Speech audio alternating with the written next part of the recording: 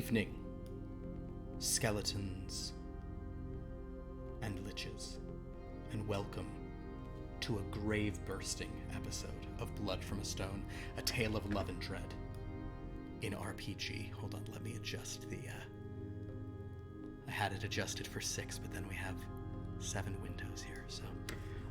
welcome everyone, my name is Philip, and I'm the Dreadmaster, and tonight I am truly surrounded, except for some diagonals on the bottom, by wonderful players, who they themselves are surrounded by purple, cloudy mist. Say, good evening, players. Good evening, players. You know, and I'm just gonna be real, like, straightforward with viewers. The vibe on this chat, the vibe on this Zoom chat before we went live, was much more the vibe one would expect to find in Voluptua, parts of the Bad Dragon area of Hystales, certain areas of Paradise, and ultimately where we wound up last week in our climactic 130th chapter. The mood is going to shift, however, as we go to Ignador. We have only ventured to Ignador a few times, with a few sort of little glimpses and sort of partial episodes. We've had, with 2 exceptions, we've had 2 solo or like solo plus episodes where it was Liv playing Hattie and me playing the Soldier of Fortune as a more full POV character. Just for in predating, Jeremy, you may not even know this happened because you'd played before sort of Moses and Fable. There has been 1 episode of Blood from a Stone that had no players in it, where I just rolled dice for the major NPC, the Soldier of Fortune, and chat kind of occasionally weighed in with what they would think he would do in a situation. So the Soldier of Fortune he's had a few times where he's been given POV level, because he's such a fan favorite, unless your name is Sophia. In which case he is a much despised person because he killed Rawlings. But now Rawlings is back, so as the saying goes, no harm, no foul. So the Soldier of Fortune, we witnessed our first glimpse here into Ignador was when Hattie, who had fled Hystales when one of the Dreadlords there was slain, and she was able to escape that Dreadland and start exploring new places. Hattie ventured with the Soldier of Fortune through the Gate of Blood, temporarily giving off a pink mist as blood was suffusing all of the sort of smoke-generating pores all over her body. And the Soldier of Fortune strode through, transformed into his true form, or at least, by some considerations, his true form. No longer a sort of strapping man with a mustache and an assault rifle. The assault rifle was turned into a sword, and the Soldier of Fortune is now showing his blood, as he is a shadow elf. This is when we learned that all the Mistwalkers were partially shadow elves. The Soldier of Fortune and Hattie were subsequently taken before the very Lich Queen Visibadiroth in the Valley of Badiroth.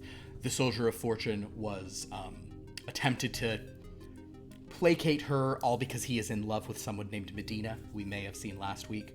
And he is charmed by her through dread songs. That didn't go well for him, and his nemesis, the bounty hunter, bested him because he rolled a 1 on a d13 and she rolled a 12. And so the Soldier of Fortune died, and yet he always has an escape. And as Hattie herself was trying to mount an escape from this place where they wanted to put her, do you remember this, Liv? They would put you in like a swinging ball on the underside of it. I remember. I was in and Hattie managed to get away from this, grabbing his sword as well as her swinger's whip so that she could sort of get out. The swinger's whip is a very cool thing you guys may see, where she can swing it and anchor it around just nothing in space, but can swing from that. It can create its own anchor point for a sort of skilled user such as Hattie. Yes, Harriet Fjord has a whip. What could she have possibly been inspired by? That's 50 Shades of Grey, right? Okay, so 50 Shades of Smoke, more like it, guys. That's not it. Oh, that's not it. Oh, okay. The people in Double Dragon that. There we go. That's them. That's the ones. The whips. As we continued on, Hattie grabbed the sword, which now contained the sentient soul of the Soldier of Fortune. He basically had an escape where he killed. He will pass into his weapon. hoping that he will one day be sort of returned to blood. Now, there was a bunch of spare Shadow Elf blood around, but it got used for some other reasons, and that was some shenanigans. The point is, Hattie and the Soldier of Fortune, now bonded through this telepathic link, they escaped through Hattie's kind of expertise in travel and the Soldier of Fortune's very welcome guidance at that point. They managed to get out of the Valley of Adiroth, at which point they found a stone golem walking alone. This was Alvin Theodore, who had, once he broke the mists with the wish that he created, and now he is entombed in stone, a stone golem, who is said to be more powerful than the Stone Man, although what that really means is still up for debate. The Soldier of Fortune knew him. Hattie suggested perhaps they could sort of operate as a unit, just as in order to get to safety, and they made their way to the Tower of Iorvagazity. One of the 3 great liches. He is the master of the 7 deaths. Is his sort of sobriquet? Is that the right word? I'm looking up sobriquet. Yeah, sobriquet. I like when I say things right. In any case, this great lich holds a tower, and as we know, as we've discussed many times, there is a no exit scenario among the 3 great liches of Ignador. The Dreadlady, the Lich Queen Visibadiroth, she is in love with Iorvagazity, and he hates her and wants to ruin her, for he is in love with Shta Suth, another great lich, but Shta Suth despises Iorvagazity. They are in love with the Lich Queen, and the Lich Queen hates Shta Suth. And round it goes, with 3 eternal undead master wizards never finding a moment of happiness. So Iorvagazity wishes to use Alvin Theodore, who only desires to return to a mortal body, to somehow maybe stop the Lich Queen. Somehow he could use this technique, somehow he could use this unique scenario, a man sort of who lives but in dead stone. However, arriving shortly thereafter was Elowin, a noble, one of the Laduil elves, the life elves, very rare in these areas, those who adore life and green and the living flesh in the world. Elowin has had a dream, an elvish trance dream, that a man of stone who is alive and dead all at once can help her avenge a horrible wrong committed by the Lich Queen Visibadiroth. How much of this do you remember, Lauren? I'm kind of doing this because the player. This is just like a catch up for all our fun players here. That's all we're doing. I do remember she was seeking vengeance for the death of her love. Her love. I didn't. Yes. That had never been written down, so good to know. It's her love. Love it. Bum.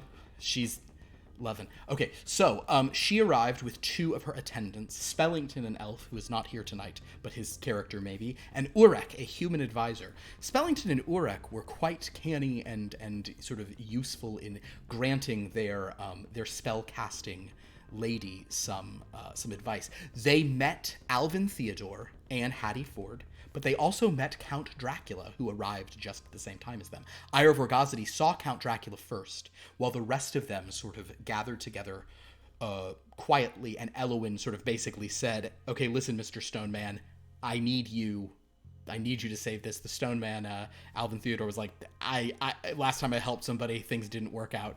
I'm not here to help people. But then Urrek whispered in his lady's ear, some real worm tongue style cleverness here. So it basically saying like this is the wrong approach. Convince him it's in his interest to sort of go with you rather than undertake this process, because the Iorvagazity plans on turning Alvin back into a human, and that would go against Elowin's interest of having him, for she needs him to exact her vengeance against the Lich Queen. So she convinced Alvin that she needs his help.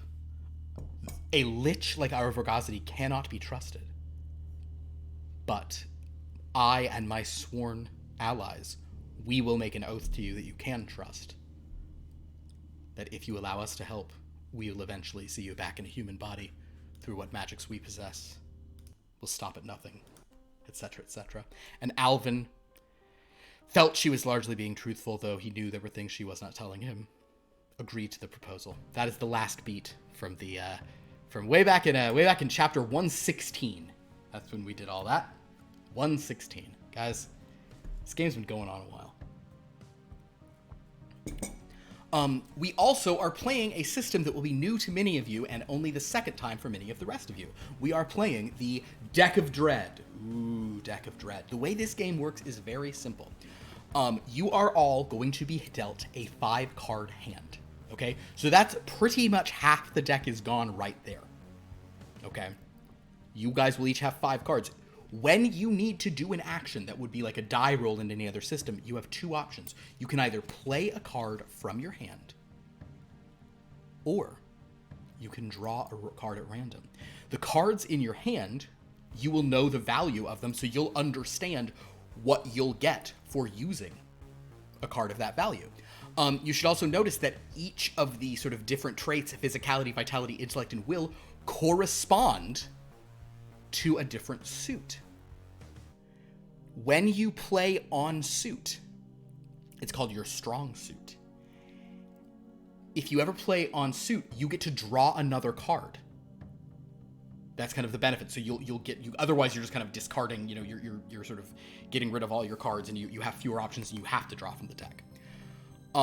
Sometimes the only way you can succeed at something is to play it on suit. So sometimes it is not only, it's not only that you'll need a 10 or higher to accomplish some goal, but you'll need a 10 of spades because it's a physicality goal and only et cetera, et cetera. You have ways of using your power to manipulate the cards in your hand. You can prevent damage with power as well, like in all our systems. For 3 power, you can discard a card you've drawn or played and draw another.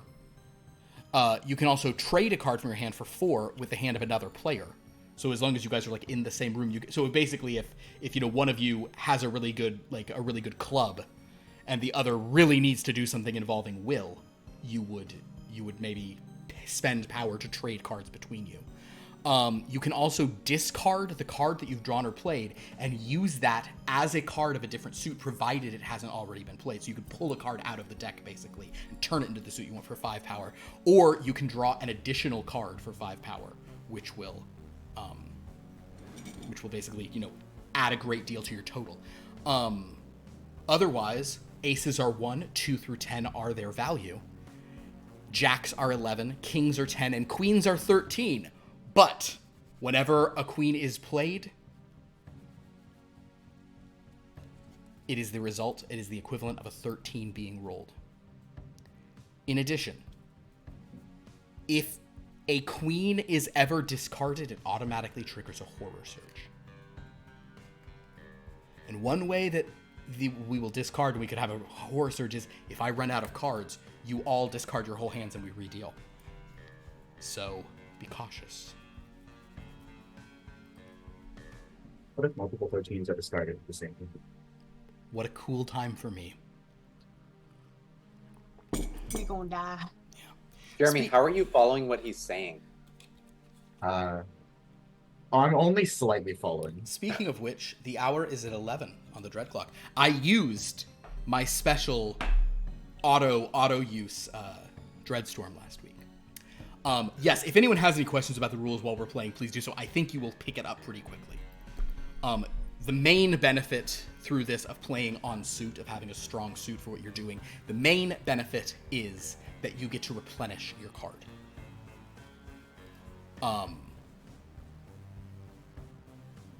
You can't have more than 5 cards in your hand, so you have to discard out of that. And when you're out of cards in your hand, you just have to draw, so it's totally random. So who knows what will happen. So that's where we're at. Does anyone have any questions? I know 2 of you are playing characters you've never played before. Yes, Liv. So, just to be clear again, there's Please. a lot. We have our 5 cards in the hand that you give us at the start of the game, and then when we have to roll or draw, we get to draw a 6 card, and then we play one of those 6 because we can't have more than 5 at a time. No, you either. Actually, a very good point. You have to. It is not that. You either play a card from your hand, knowing what it is, so it's a guaranteed thing, or you draw a random card. Oh, okay. So Yeah. less control than I Yes, thought. less control. Cool. Great. Fun times.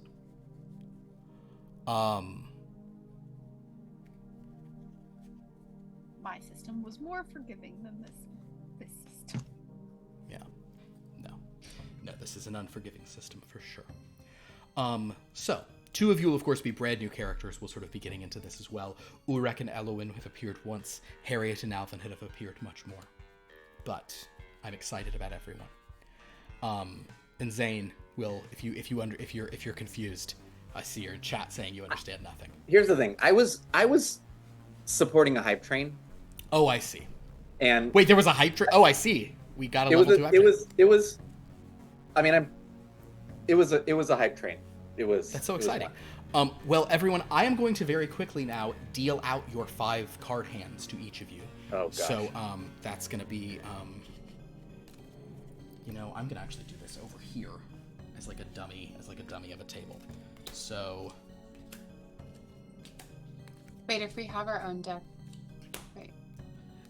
if you have your own deck, you are simply going to pull cards out of it to correspond to this to make yourself a proxy hand of what it is. There is only one deck we're drawing from.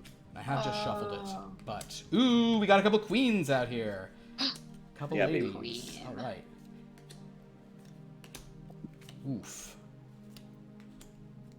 And so we're not drawing from our own decks. It still comes out of your deck. We just have Yeah, our because you guys are all drawing from the same deck, exactly. Oh, I'm Lauren, gonna you just got a sort mine queen. then, so it's easier to find stuff. My digital deck does not allow me to choose which cards I have, so. Oh no. Are you I playing shaved- solitaire? Are you playing solitaire? Hit the button at the end and all the cards bounce. It's so All right, satisfying. Jeremy, Yes. this is your hand. Yeah, let me grab those real quick. Mhm. 2 of hearts. 2 of hearts, 10 of spades, 4 of hearts, jack of hearts, ace of spades. I should have done this before we went live. Should have dealt these out and let you guys write these down. This is captivating television. Okay. all But done. now they'll know what we have. They will. And then. I'm gonna take a picture of what you do so I can find my cards later. I think it's a Me very too. smart way to do it. Fable. Fable. Give me my cards. Oh, nice. You know what? I should do some organizing by suit for you at least. There you go. Thank you so much. Suits be organized. So you have some low spades, you have a very low club and a high club, and a medium high diamond. Be a high There's diamond. no jokers, yeah? There are no jokers. Moses, This card seems to be nothing. I've got some good news for you, friend. You have drawn 2 of the highest numerical cards we have. Okay? The bad news They're both queens. is that they're queens. Yeah, because queen's the highest. The highest you can do is also this. So, you have a queen of hearts and... Oh, sorry. We'll do that and do that. The bitch. Um, bitch. So you have queens of both hearts and diamonds, as well as 2 5s and a 9. Which is cool, but... if you use these queens, or even worse, if these are discarded from your hand for any reason, it is death. Or, I shouldn't say death, it is, a 13 on the clock. Alright, you got those? Lauren.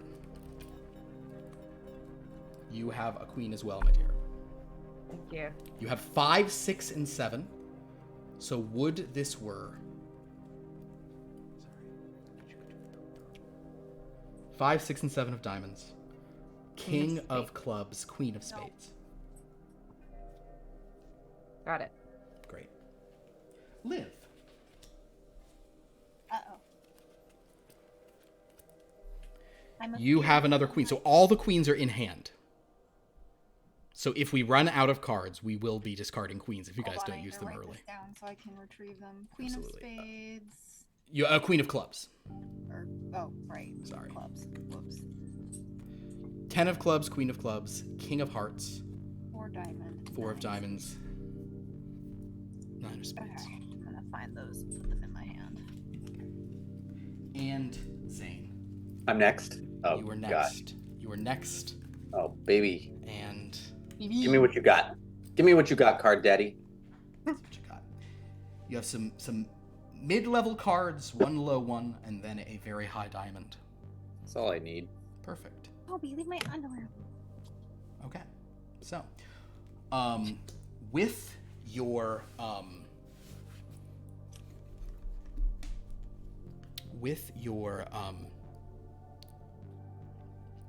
cards in hand. I know that there are many questions, but these are sort of what you guys have to sort of in the barrel loaded today. I think it is now time for me to read the invocation for tonight's episode. Now, sometimes when I do these, I also read the confession and absolution and the benediction. But perhaps I'll leave those until later, because I feel like I've been talking for such a long time. And I mean, it would be nice to play a little bit tonight.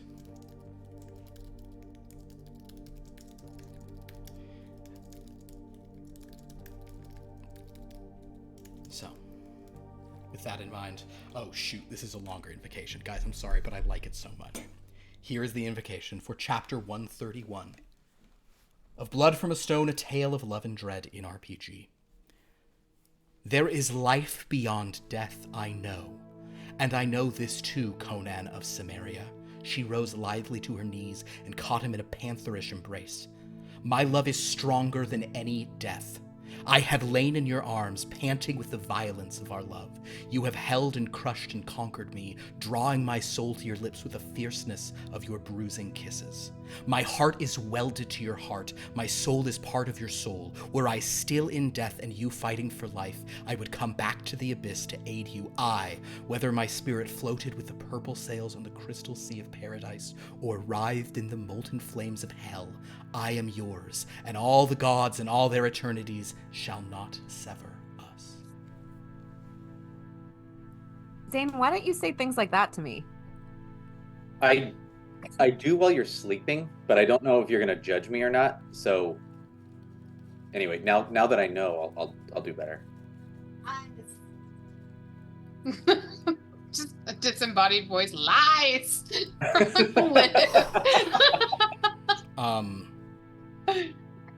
The ears are red. I am liar face. I did save her from a spider in my sleep the other night, so Wow, it is a good mate who can save you while there's. It's like while I was sleeping. yeah. Talk about romance. Hey, I got that. All right, friends. We begin. I fucked your brother. Oh, okay. Oh, all right. That also. While sleeping. We begin with Harriet. We begin My with, brother with Harriet and actions. Hattie sort of explaining that she's no. Listen, when I'm good, it's good. But when I'm bad, We begin in Ignador, a desolate land of ungrowing soils and far more graves than those who have ever actually died here. And in fact, we may watch such a harvest at this time, outside the Tower of Ivorgazade. There are a few figures, guests of the Archlich, as well as members of his court. Alvin Theodore, a man encased in stone who has been here over a while, stands with his traveling companion, friend, Hattie Ford, who, if nothing else, though this is probably not where you wish to remain for so long, Hattie, you are seeing some incredible things, though dreadful. At Hattie's side, there is a very impressive sword, one that has spoken to her constantly, a sword called the Soldier's Soul. The Soldier's Soul, though usually cracking wise or sort of giving snide comments, is quiet, observing through the sort of non-visual senses that sentient weapons possess, this strange process. Also present are Elwyn, a Ladwiel elf, who has come here on a holy mission to this most unholy place, and who deems Alvin Theodore a key part of this mission. And her human attendant, Urrek, stands and watches as well, perhaps in wonder, perhaps in more canny judgment, wondering just how such dark magics are performed. There are many members of the court of Irovergazity here, including, of course, Mesquai Kiksix, who is kind of a major domo, an elf, who is much further along the road to lichdom than other members, other magic practitioners in this place. Two such are a pair of twins, two elves, who are both the sort of twilight elves, a different kind of elf than Elwyn.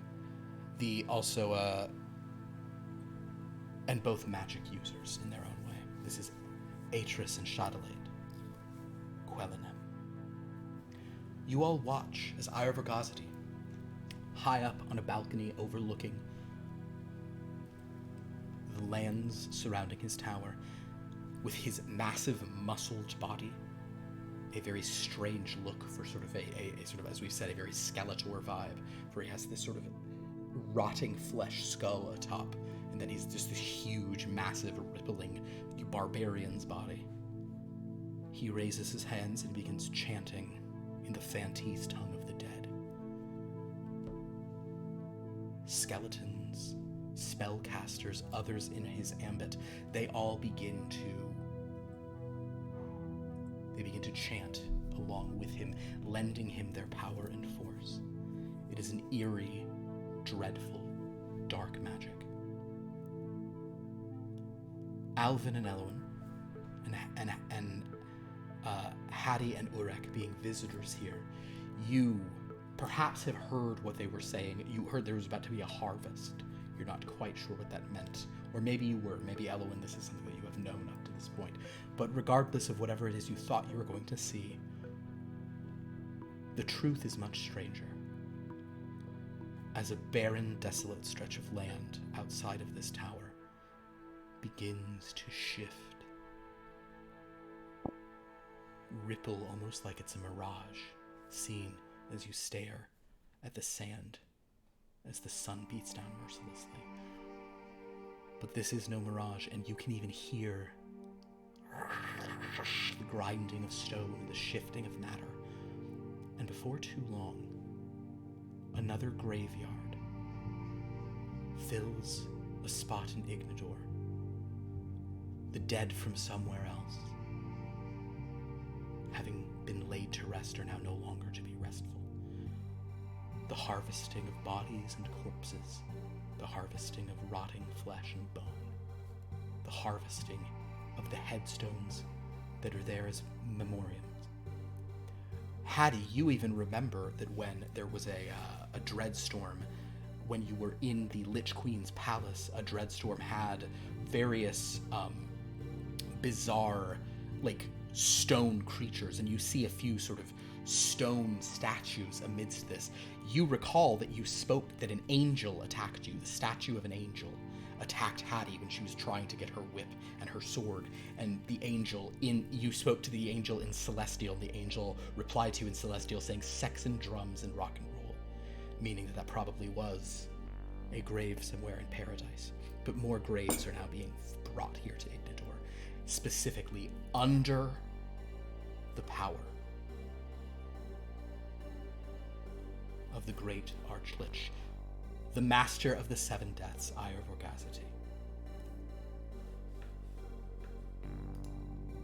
Was there a weird sound? I'm sorry, guys. Did I not? I didn't hear anything. Yeah, but it was, yeah. It was just weird and Don't scary. worry about it.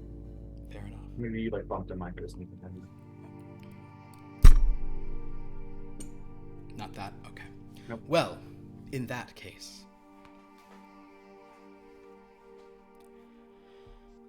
this process continues as you see these graves raising up. Now, for Atris and Chadelaid, there are 4 individuals who seem to be guests in a less malevolent sense than is often used here. They have been here for a time, long enough that you realize this wasn't some excuse to bring them here and kill them. They are being allowed to sort of live and operate out of the tower. This is, of course, Elowin, and I suppose there's another one. Spellington is off somewhere as well.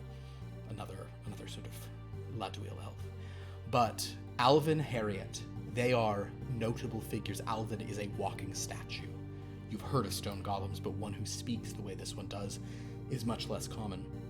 And Hattie, at first you thought her some kind of smoke monster, but it appears she is simply a woman, some species where they produce smoke that obscures their faces and gives them this kind of misty and sort of intriguing and confusing visage. Elowin and Urrek are especially surprising because they are the sort of life elves. They are a group of elves who though they live in Ignador, certainly don't usually ally themselves with any archliches, but these two are here. And as you sort of notice, the four of them, or five if Spellington, I don't know why I keep saying if. Spellington is not with you. Spellington had a stomach ache, so he's inside. But these four visitors are all present. And you do think that now might be not a bad opportunity. You've probably met them, you all know one another by name, but this might be an opportunity to speak to them, to know them better, to learn their intentions, see how they might combine with your own.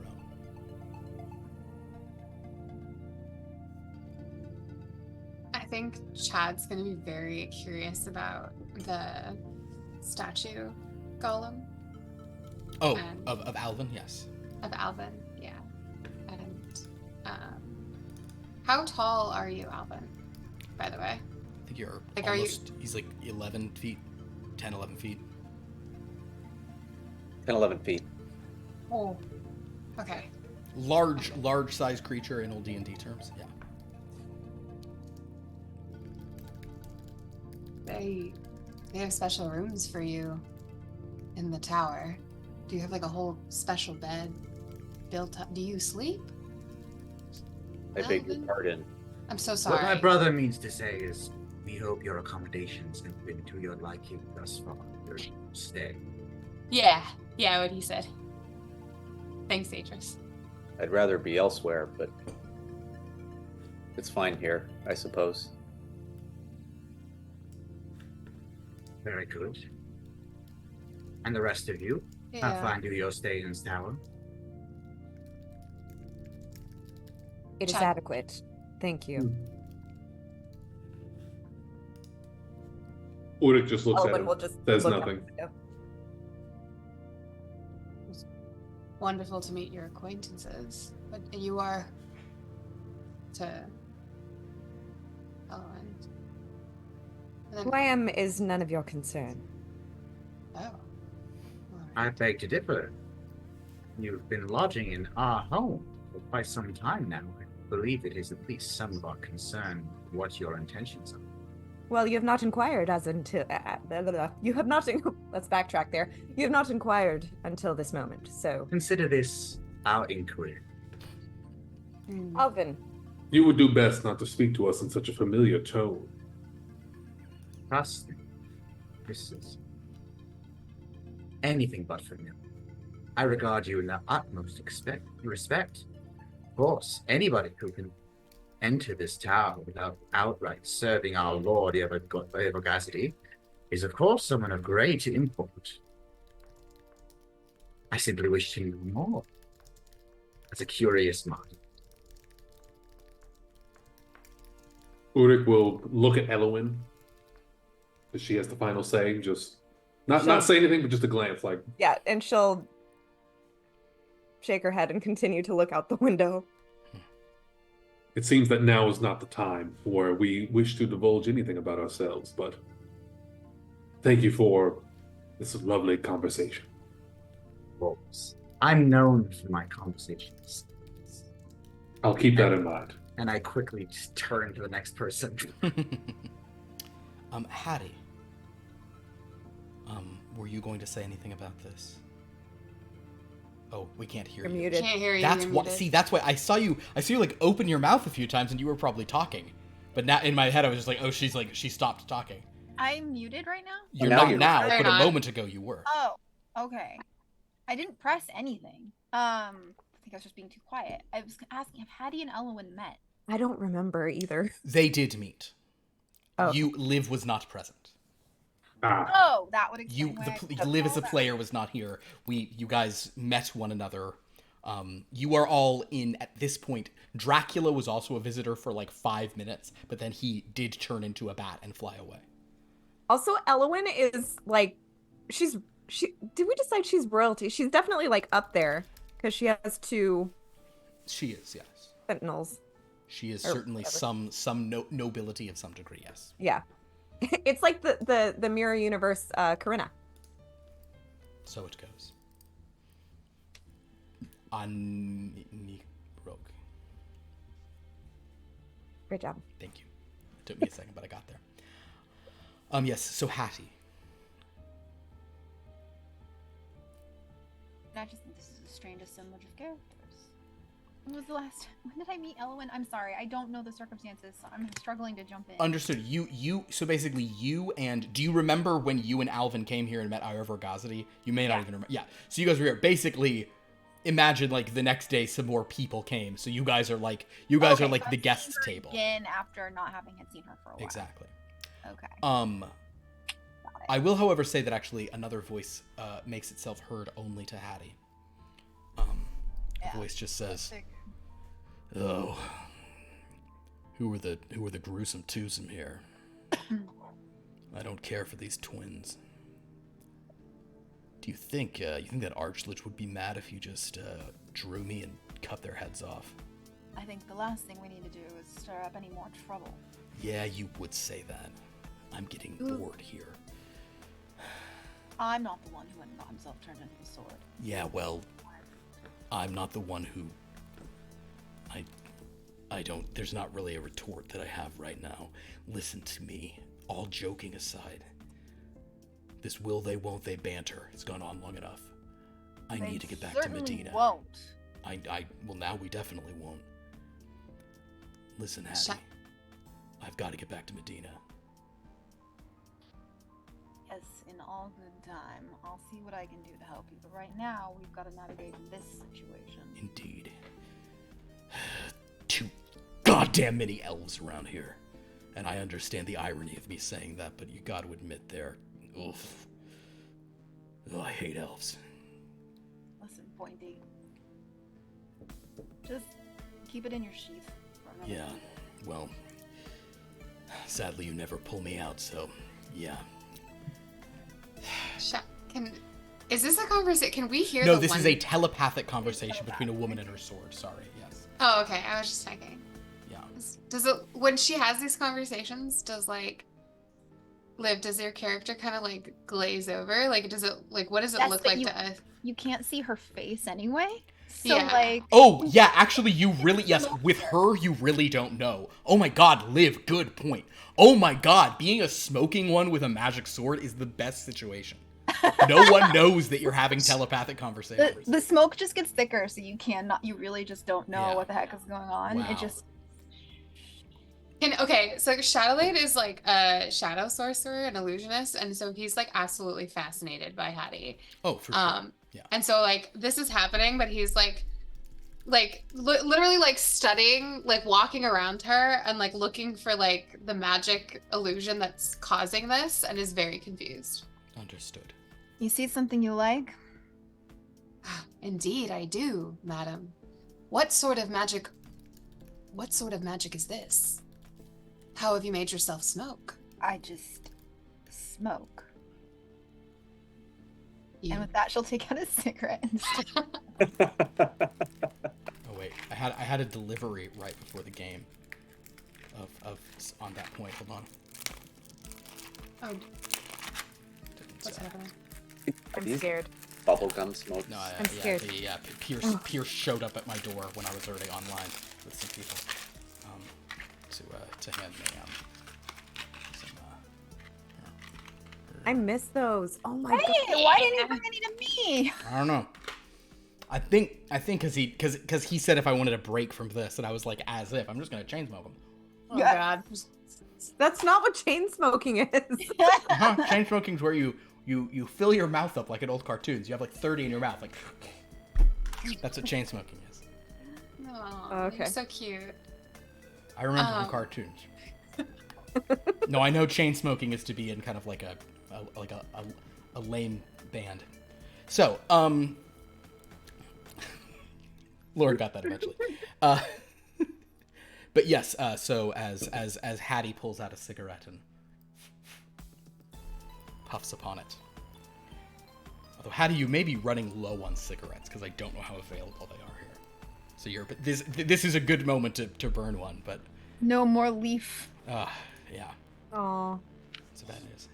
How would you remind me of him? R.I.P. Listen, it was worth it for the had to do it. Had to burn one of these. He'll be back one day. I will say Somehow. though that as the six of you are sort of standing here, a figure sort of passes by sort of the viewing area that you're in. This is Mesquite Kick6. She is the sort of closest thing to a major domo. She often sort of greets new people. She greeted all of you when you arrived at various times. She is an elven woman who does seem to be sort of advancing in age, but something about her is not entirely living. She's on the path to lichhood, but she is still, as Atris and Chadelaid would understand, she's still alive. She has not taken that passing into death that liches take. But as she sort of sees you all and kind of walks in and says, "Hello, honored guests. Oh, and the Quelenems are here as well. My sister. I wished to speak to you, if you have a moment. This way, please."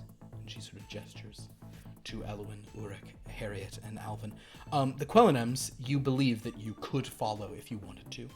You have not been barred from doing so. She was not speaking specifically to you, but you don't think that she is she won't be opposed to you joining, sticking your pretty little Twilight elf noses into whatever business this is. That is what I shall do. Very well. Let's go, brother. So, Awesome. Mesquite Kick6. Are they just following behind us? Sure, I think you noticed them kind of tagging along, sure. Chadelaid is whistling. With his hands behind his back. Elwyn will glance back. I would also like to throw a glance. And I then just just keep like walking. Atris just like very slowly like smiles and nods.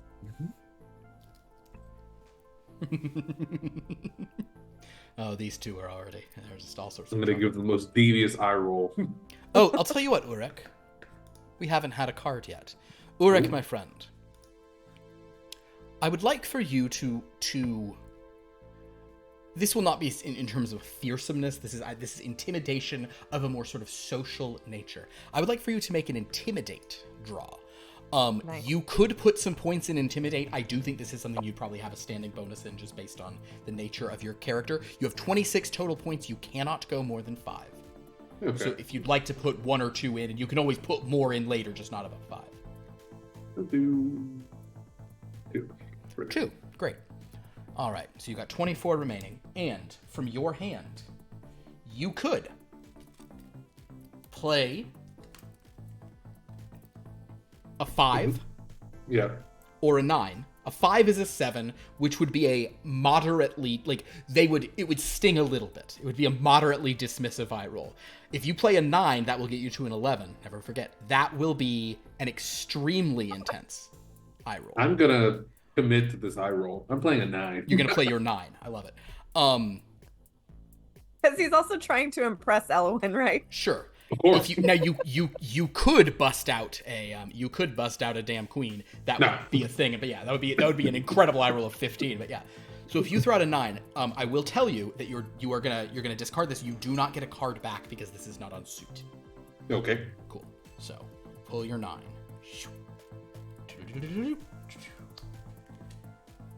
And with your 9, Chadelaid and Qulenem, Chadelaid and Atris, Urrek gives you the most, like, I'll put it in terms that will sting especially hard. Urrek, like, achieves elvish levels of condensation when looking back at the two of you. Ooh. A human just shaded you guys.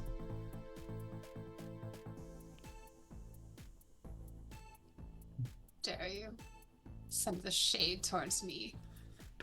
When you're better, you're better. I whisper to Chadelaid so that only he can hear me. If it comes down to it, we kill that one first.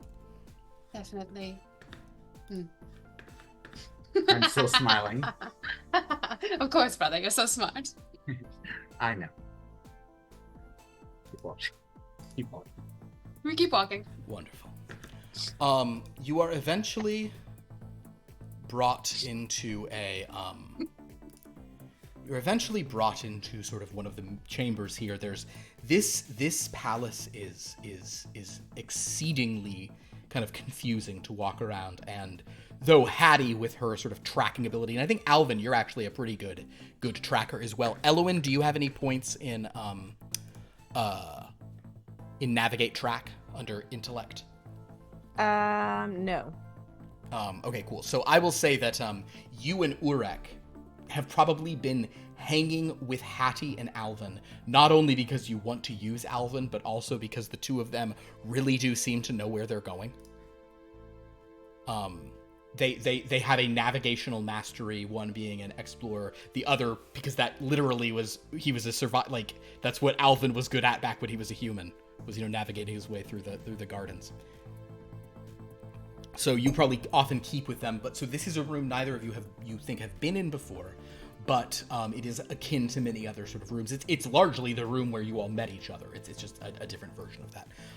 You sort of come in, and there are enough elements on the wall in here that are sort of more specific than the sort of just general dreadful artwork that you get the impression that you may be in Mesquite Kick6's like personal chamber, or like her equivalent of an office, sort of a place that she sort of has a little more control over. She sort of brings you all in, gestures to some sort of chairs and divans and things. Does she have any like candy or anything like edible on her desk?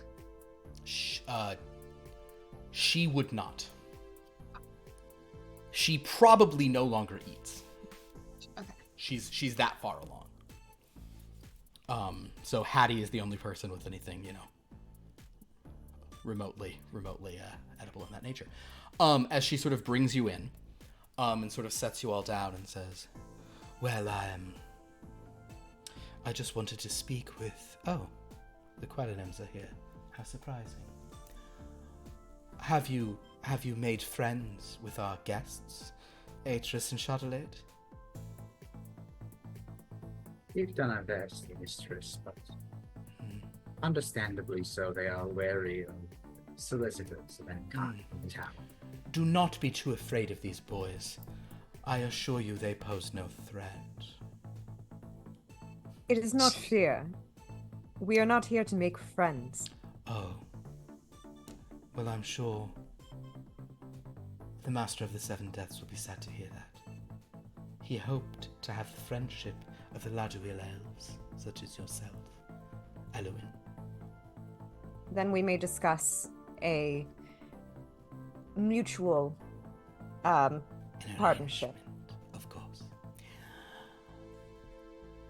It appears we have noticed that Elowin and your attendants have been close with Alvin and Harriet, and as such, we simply wanted to bring you all together to tell you that Iovogazity has an idea of how to give Alvin Theodore a new body. How? Well, that's interesting. Indeed. It will require a great deal of magic to do so. And it will not be accomplished here. You will have to go elsewhere. What type of body are we talking about? Well, that is the interesting part. If you are willing to become a goblin, this could be done much more easily. If you wish a human or elvish body, it will be more challenging. And as they are larger. And if you wish a body that is similar to the one you had before, that is the most challenging of all. Isn't it easier to just die? Oh, believe me, in Ignador, it is always easy to die. The trick is dying right. Yes, if you need help with any necromancy, I can always bring you back to life in a new body. Oh, can you, Chadelaid? I've been studying. Yes. Oh. Brother, tell them. Yes, he has, surprisingly. Well, you know, when I say studying, I mostly mean practicing. You're the one that typically reads the books. This is just my planner. Well, then the Quelenems are volunteering to assist you in this matter, it would appear. Yes, we would. To undertake a most dangerous trek. It would be our honor to be of service. Oh, Yes. would it? Well, You're able to give bodies to most. then I am most gracious. What is that, Harriet? I was just asking about the body thing. Is that something they're able to do normally? The Quelenems? No. But if they wish to rise in ability, I suppose they must attempt something like this. But the nature of Alvin's transformation makes this a far more difficult scenario. Why? What's that? Well, he is not only a stone golem, a living statue. He has, as he has told us many times, and as Iavogazity, through his divinations, has confirmed, more power than a dreadlord, the stone man. To simply destroy Alvin, capture his soul, and put it elsewhere, no. A more considerable necromantic transmutation is required. And to do that, you shall have to travel to the Hill of No Solace. The Quelenems, hearing that sentence, probably regret coming into this room.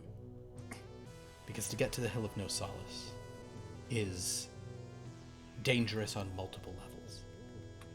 It is very few who have returned from the Hill of No Solace, including Iavogazity did it, and that is one of his 7 deaths.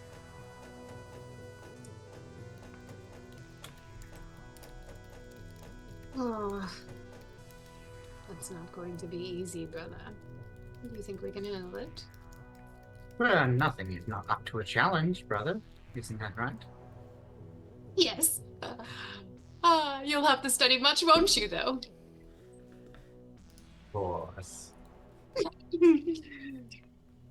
What do we need to get started? How may we assist? Oh, you should study up, brothers. As for the rest of you, I assume that you are going to join on this trek, Elwyn and Urrek? Or did you wish to stay here and await Iavogazity's pleasure to speak with you on other matters? Will you accompany your friend on a most dangerous mission? Or will you remain here in the safety of the tower? The agreement between Elwyn and Alvin was if she helps him, he'll help her, right? Or reverse it, but yes. You help me, then I'll help you. Don't trust Iavogazity to give you a new body. okay, thank you. Yeah. Yes, we will be assisting our companion. Good. Well, the route is difficult, but I am told that Harriet is a most intrepid explorer. And this journey will be one you will remember if you survive it. I mean, who said I'm volunteering? Oh, forgive me. I thought that you and Alvin Theodore were allied. I mean, I didn't say no. I just would have been nice to have been asked. Well, if you are unwilling to go with them, perhaps we can find a guide. I didn't say no. I just said it would have been nice to have been asked. Forgive my assumptions, Harriet. Thank you. The soldier of fortune in your head will say, wait, okay, I don't care if we go or not, because this is boring and there'll at least be killing on the road, but like, what are you doing? What is your point here? I mean, they're getting him a new body. Don't you think that might be something that we might find some use No, for? yeah, no, like, Hattie, literally, why are you why do women act like this? Why do you, like, just challenge, like, this person... Cut the telepathic thing. Yeah. Tink. There a problem with your sword, Lady Hattie? You could just use a few lessons in consent, I think. Fascinating. So, if you are willing to undertake... Alvin, I suppose I should not assume for anyone. Alvin Theodore, do you want to make this trek to the Hill of No Solace, so that the Quelenems can aid you with the magics found there, and you might be able to gain a new body? Is this something you desire?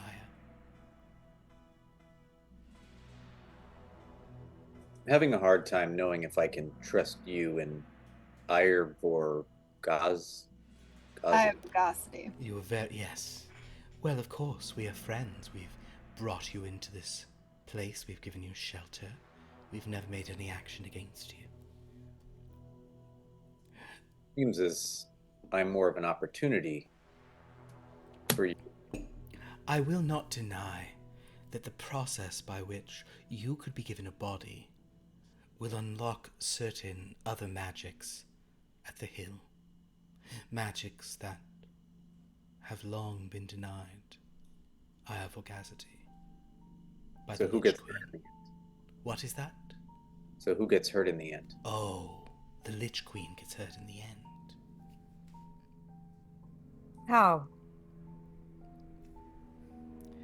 There are certain necromantic processes that upend others. This is not something a life elf such as yourself would know, Eloin, but there is a core of death. Not so much finite, but focused. And there are certain grips upon death that the Lich Queen has placed that could be loosened. Which would mean certain enchantments she has crafted, certain powers she hoards, certain means by which she beguiles Stasuth into hating Ire Vorgazity and loving her can be undone. And then the balance of power can shift to where it truly belongs with the strong, with my master. Do you mean to say, if we achieve this, we can bring anyone back to life? If you achieve this, you can do largely anything you want. Excellent. Yes. Oh, it is indeed. Sounds like our goals are aligned then. Oh, good. I'm so glad the Quelenems are here. Hattie's just gonna briefly talk to her sword. Okay. Not really liking the sound of this. Yeah, so, I mean, the only thing I do like about this plan is that this is definitely, like, the first two to get killed by this are the twins, so that's funny to me. So yeah, I'm in. Let's do this. Yeah, but don't we kind of need them alive? Nah. Okay. We just need to, I mean, look, this sounds like a dangerous place to go, but if it's this serious, there's probably some cool stuff there. Maybe there's even the diadem that I need for Medina. Maybe something to protect her from dread so she can learn without going insane. Don't you kind of also need a body so you can give it to her? Oh, believe me, I'm gonna give it to her all right. I left myself open for that one. You did leave yourself open. Shut But I'm a it. gentleman, so, and also, I'm not into you, Smokey. I'm into Medina. She's the Don't only be one I'm into into her. now. Now, if she said, hey, this is so cool you've come back. Oh, who's this hot smoke lady? Let's have a three-way. I'd be like, damn straight. Mission, objective, accepted. But I'm not sure that's her vibe.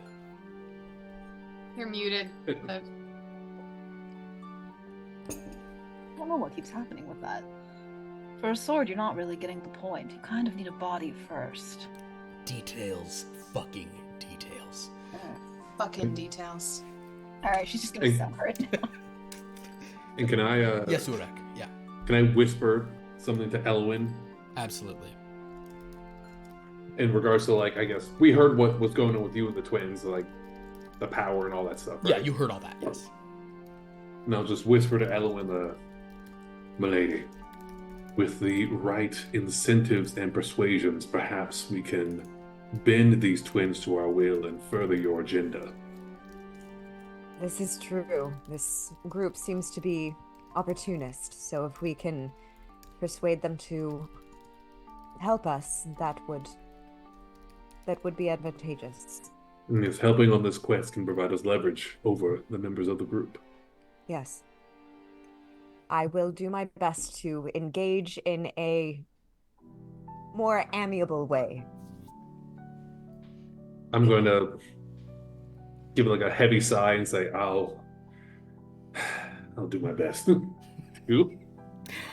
In the meantime, Alvin, the man who's at the heart of all of this, has he has posed a question and she has answered it rather kind of, I don't know if it's to your satisfaction, but you asked, can we trust you?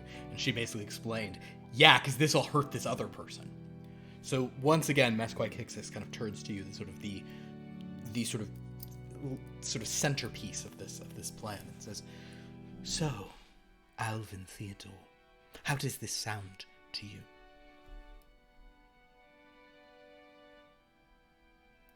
I've been in a similar situation where what was presented to me was an opportunity for anything to be possible in the end. And this is where I ended up. I see. I cannot make a guarantee when it comes to magic of this power and complexity. I can tell you with absolute certainty that what I am proposing is, to my knowledge, the best possible means of giving you what you want. And Alvin, in response to that, I would like for you to make a detect vibe, which is kind of what we do as read person in this. You have no modifier on that, and unfortunately, you do not have the ability to gain additional modifiers. In your hand, you have these cards, 2 of which are on suit. So if you take those, you will draw a replacement. So on suit, explain that. So because detect is clubs. So detect vibe is in will, so it's club. So if you play a club for this, you'll anything you play out of hand will be the number, or you could draw and hope you draw a high card. Anything you take out of hand will be that, but if you play the 5 or 6, you'll draw a card and replace it in hand to use in the future. I will do the 6. The 6. Sorry, guys. It always looks like I'm grabbing the wrong side because I forget that I'm not reversed. Or that I am reversed because I'm not flipped. You get it. So, with the 6, you believe that she may be like walking in some evil circles, and obviously she's a very evil person. Oh, by the way, your new card is a 3 of diamonds. So, there you go. So, as far as the result goes, you believe that she is being truthful in what she says about perhaps a very narrow definition, but it is you think it is truthful. She is indicating to you that I don't know of a better option for you than this. There may be lies and confusions atop that, but I have another question. What if I didn't want another body, but I wanted to give a body to someone else who's no longer with us? Oh, I see.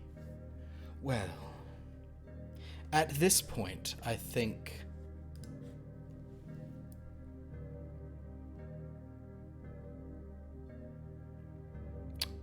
goals would align, Alvin.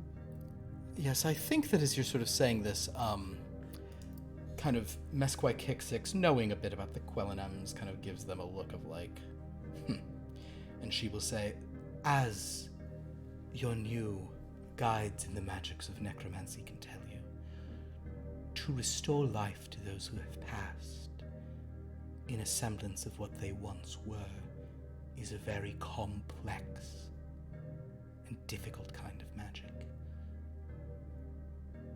It is not so easy to resurrect without dire consequences. However, the amount of power that could be released through removing you from your current body would likely be enough. There is someone you love, someone you've lost, someone you wish returned to you. Is that correct, Alvin? Theodore? I killed her. Oh. I'm so sorry. Are you? Oh yes, your suffering must be tremendous. And you wish to bring her back. And what will stop you from killing her again? I won't be here. I see. Why did you kill her, Alvin Theodore? I didn't mean to. A true accident. How very tragic. Yes, Alvin Theodore. There is a chance. There is a chance that we could restore life to her, but would not you want your old life returned to how it was? Do you not wish to rejoin her in your living form?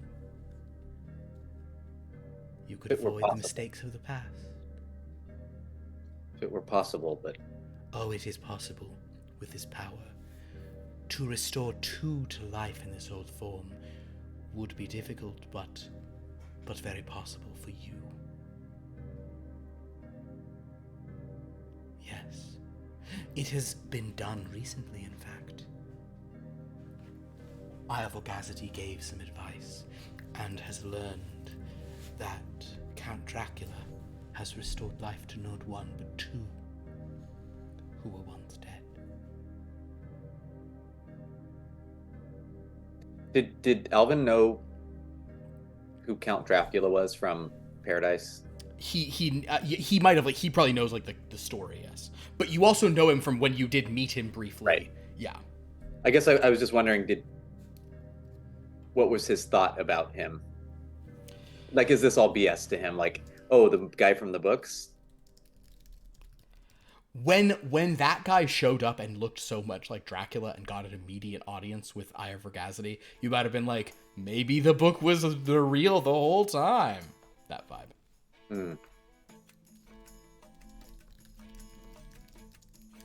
I'll go along with it, but as soon as it doesn't feel right. Oh, we would never want you to do anything that feels wrong, Alvin Theodore. Very well. I encourage you all to prepare for your journey. The road will be difficult, as it is not entirely unfriendly territory, and there are many dead things sleeping lightly in the lands of Ignador. She kind of nods to you all and kind of gestures, and her doors swing open, kind of saying that this audience is over. That being said, as you guys begin to sort of leave, if anybody wants to speak to her, they may, but she will kind of call out for the Quelenems to stay for a moment. Of course, my lady. What can we do for you? If everyone else departs, she kind of swings her hand to the doors closed and she says, "Listen to me very carefully, you worms. You hope to achieve lichdom someday, and yet you cling to deaths you wish to reverse in the past, not realizing that every great lich has killed everyone they ever loved to get where they are. The two of you think that you are above such things. You think that you can have your happy family and eternal life. I am so excited to watch the horror on your eyes when you realize how wrong you are. likely when one of you plunges a knife into the other. That being said, if you go on this mission, you are representatives of Eye of Orgazity himself, and the Master of the Seven Deaths is not forgiving. I am not. It is unlikely you two will survive this trip. But even in death, you can be tremendously punished. Don't mess it up. I wouldn't dream it. No. That being said, if you can help us accomplish this, you will find things in the Hill of No Solace that can help you with your goal. You know this. Yes. You are welcome to attempt to use these things, but again, if you take one action that prevents Alvin Theodore from breaking free of this form and loosing what energies that would loose, Eye of Orgazity will never stop until you are both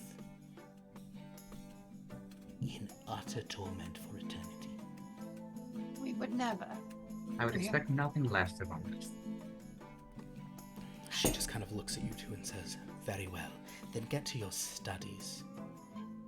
So excited to prove you wrong. Thanks for letting us go. Bottles. And then As Chad- always, it's been an incredible displeasure being in your presence. She waves a Exit hand the and the room. doors fly out and she hates you two so much. Chad continues whistling his little tune with his hands behind his back and like la la la la la. Atris slams the door behind him. Yeah. Question. Yes. Sorry, the names don't compute in my head. Is Eye of Orgazity the one that Elwyn had the dream about the stone man helping to destroy, or was that Visibadiroth, the queen. Visibadira? Yeah. Okay. Yes. Sorry for the names, but also No, I'm it's kind of okay. not- I love them. There. My brain doesn't work like a normal person's. so- Eye of Orgazity. What a preposterous name. But I love We need it. like a pronunciation guy. I actually, I literally sent one to Jeremy about Eye. I need one too. Send it to me. How did I spell? Hold on. Not for everyone, but Orgazity, 'cause I thought it was specifically. more Princess orgastic. treatment. Yeah, because you understandably said for you thought it was a lowercase L. Here, I'll put I it did into, too. I'll put it into chat. That's how to pronounce it. Eye Eye over of Orgazity. Orgazity. I'll put it into the other chat too. Yeah. Eye over Eye Orgazity. of Orgazity. And Visibagaira. Yeah, I'll do that one. Put that in the Twitch for us all. Please bring honor to us all. God bless us, everyone, with confusing names that no one can spell. That's how I would do her name. Visibadiroth. Visibagaira. I didn't make the the gauze in Eye of Orgazity because it's not Eye of Orgazity, but she is Visibadira. You know, those should both be up. Yeah. So, in any case, Atris and Chadelaid, as the Qulenem Bros step out, would you like to have any conversation, like immediately about what was just said, or are you guys just like, no worries, this is gonna go great? Chadelaid is overly haughty and prideful and like thinks he's the best. So of course he's like he's just skipping and whistling. But Atris I feel like might have things to say. Mike, do you want to have a word, Atris? I suppose so, yes. How do you get his attention? I just snap. Snap next to you. Excuse me, Chadelaid. Might have a word before we return to the others. Yes, I suppose. What do you want from that? Keep your wits about you with this group. I trust none of them. Well, I trust them about as far as I can throw them, and I have very weak arms. I know Anyway. you do. Mhm. It's true. We should keep our wits about each other. Yes, and of course, keep your eyes open for maybe opportunities. I don't think we'll have to betray these people. It seems our aims align closely enough. But So remember what? who we are doing this for. Yes, It's sister. not for them, and it's not for our master. No. It's perfect. No, definitely not. Yes, I won't forget. I know. Thank you for Very reminding me. Of course, brother. And he goes back to, like, hands behind his back, whistling his little tune. La la la la la la la. Do we know what the situation is with Visibadiroth as of right now? You have probably heard a certain amount of sort of intel about what's going on. Yes. But I would say that let's have you make a I'll call this research. I'll call this let's see what knowledge you have on various matters. Your hand once again is this. I will use my 7 of diamonds. Your 7 of diamonds, which happens to be the very suit in which Yes. you're working. With a 7 in research, so that means you get a new card. Your card is the 2 of clubs. Congratulations. Thank you. With a oh wait, I put the wrong card down. I'm so sorry. There we go. With a 7 on a research, I will say that you have heard a decent amount of rumor and you've sort of followed it up, and you've probably also had Urrek do the same. You believe that the Lich Queen Visibadiroth, at present, though still secure in her power, apparently in her court there is a lot of talk of how Dracula came to Eye of Orgazity and not her, and that strikes her as I'll phrase it like this. Ooh, you know what? I'm gonna make you do another one. I want you to do a detect vibe. I want you to kind of interpret this. Okay. Right. I'll use my 2 of clubs. Or, yeah. You could do it. You could do your king if you want. If you want the most intel on the situation and the best read on it, your king will get you to a 15. You know what? I will, because this is her whole MO. Perfect. Okay, so with a 15, very, very high, you replace that with a 7. Oh, same suit. So you now still have a pretty high one for later, yeah. Mm-hmm. But based on what intel you've had, you have extrapolated from that something that you think is absolutely true. Dracula coming here and gaining knowledge from Eye of Orgazity has actually been extremely impactful in her court. Her courtiers treat this as a deep offense to the Lich Queen, a slap in her skinless face. Yeah. They view the fact that Eye of Orgazity did this as a tremendous victory for him because he hates the Queen and is trying to undermine her at every turn. The Lich Queen Visibadiroth, based on what rumors you've heard of her behavior and your 15 extrapolation thereof, she has fallen into a deep, heartbroken depression because in her mind, but of course Eye of Orgazity is, of course Dracula would go to him. He's perfect. Oh my God, he's everything. Of course anyone would go to him. Who would come talk to me when you could talk to him? I'm in love with him, and he hates. Basically, the Lich Queen is like in a. She has entered a true malaise, which means that her court is very out of whack, and it's a ripe time to attack her. It's a ripe time to lay her low. She's in her feelings. She's going through her sad girl playlist, and she is. It's just like, I mean, you tell me the songs on there, but like she's in a really bad place, and her court is unbalanced. Okay.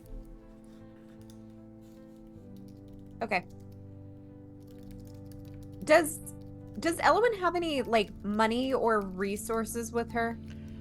You probably have some modest resources. What do you have in mind? What are you trying to do? Pay someone to try and kill her. To try and kill the Lich Queen?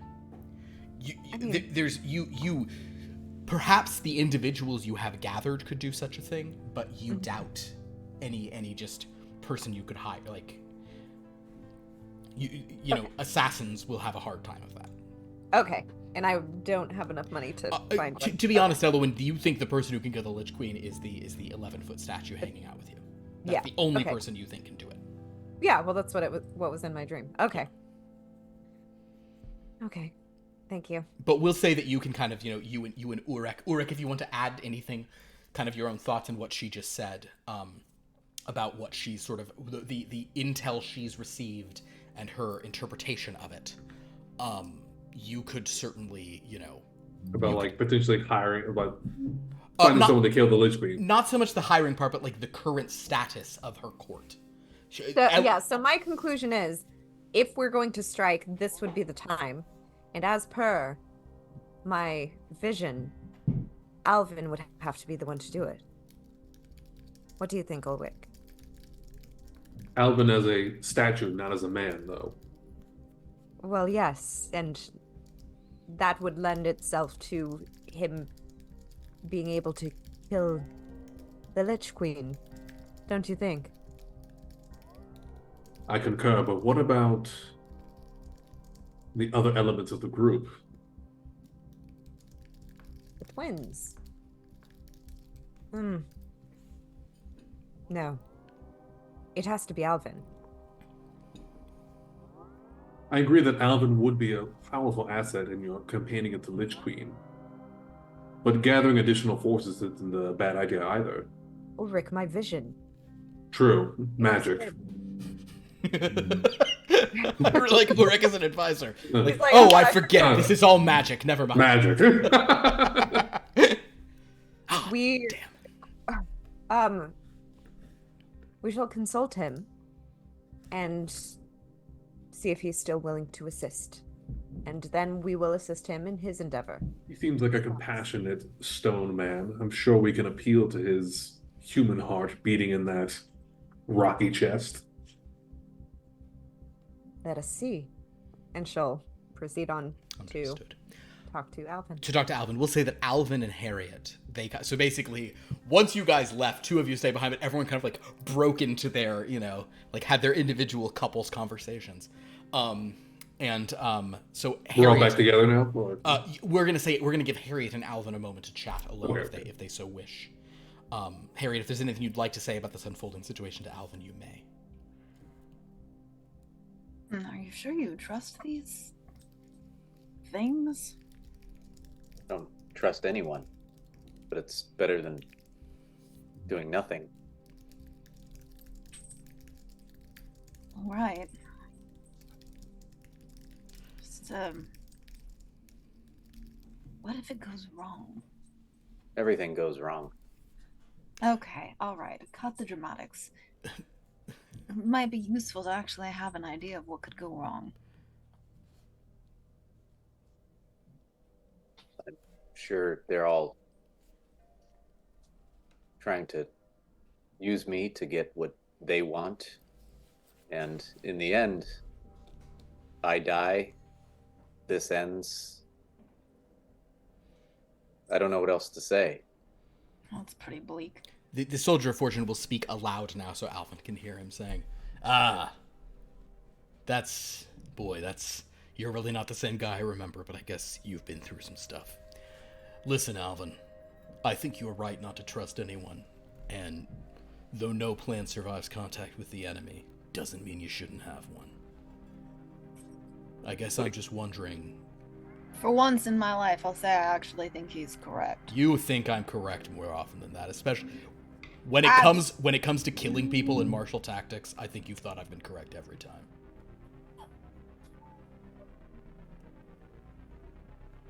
Harry's just gonna roll her eyes. Yeah, I take it from that silence she just rolled her eyes because I'm right. Listen, Alvin, my question to you is: do you trust the elf lady? Medium tits. Oh my god, can you behave yourself for one moment? I can. I choose not to. I feel like she speaks. She doesn't speak down to me. Yeah. I certainly trust her more than those twins, I'll tell you that much. They're creepy. Yeah. Yeah, on that I think we're all agreed. At this point, Elwyn and Urrek will sort of like knock enter. Not. Speak of the rack. He'll go quiet now. I swear I'm gonna find a furnace and shove you into it. We'll say that one was allowed. We'll say she said that one out loud right as you walked in. Alvin, may I have a word? Go ahead. She'll look at Harriet to be like, She's fine. I'll just get really, really smoky.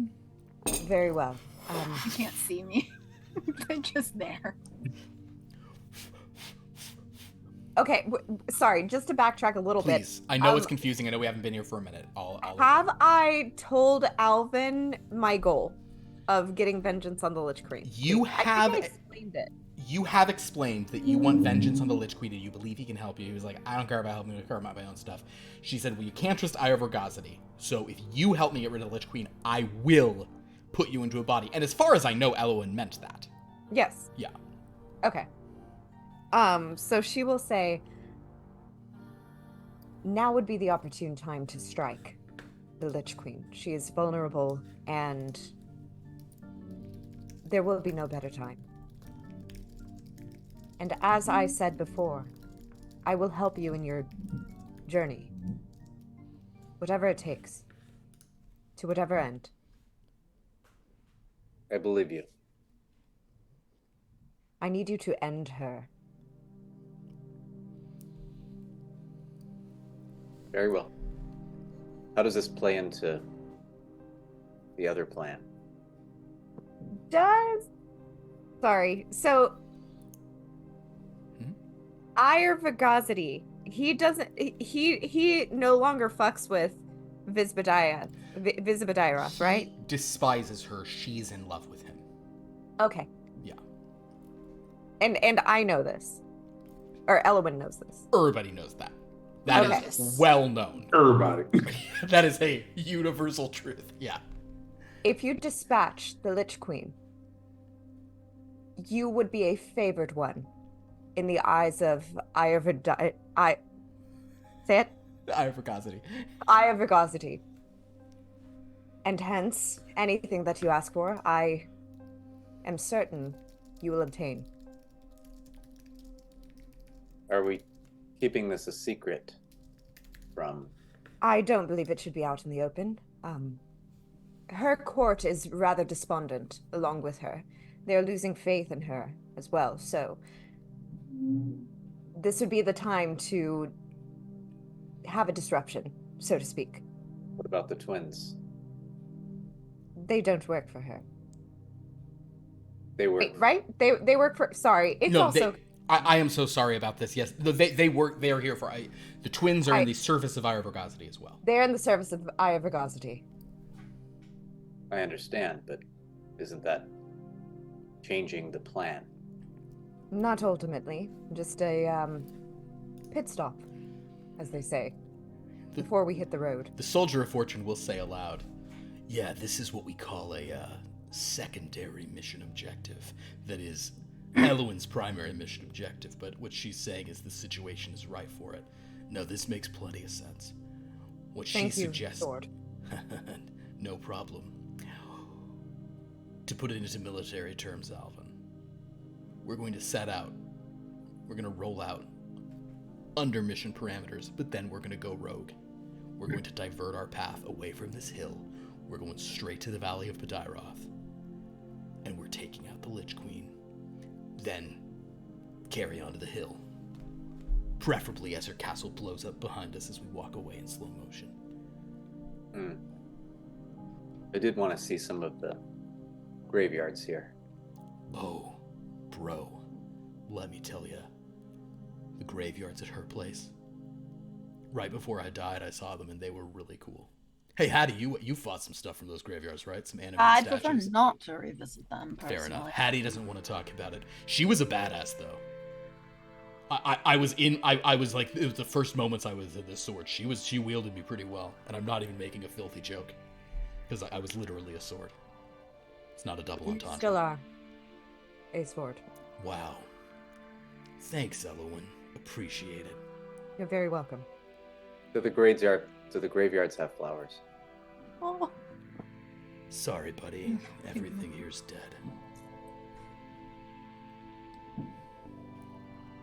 fuck my body bloomings.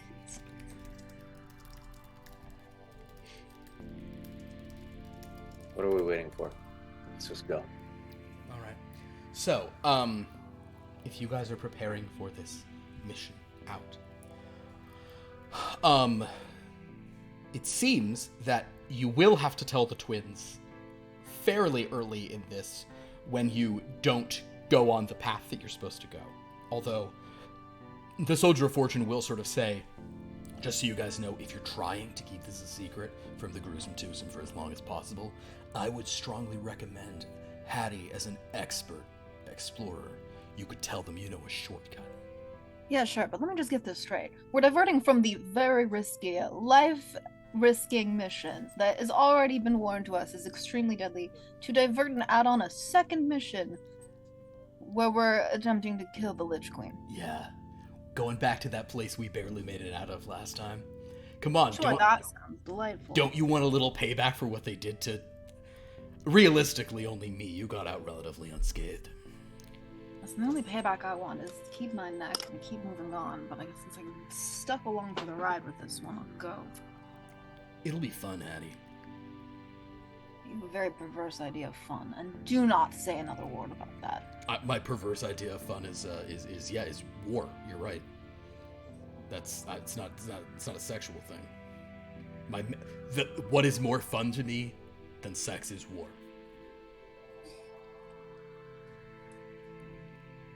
Can Elowen still hear this? He'll this is all out loud because he was talking plans with everyone. Yeah. He has no sense of propriety, does Absolutely not. he? Okay. Talkative sword.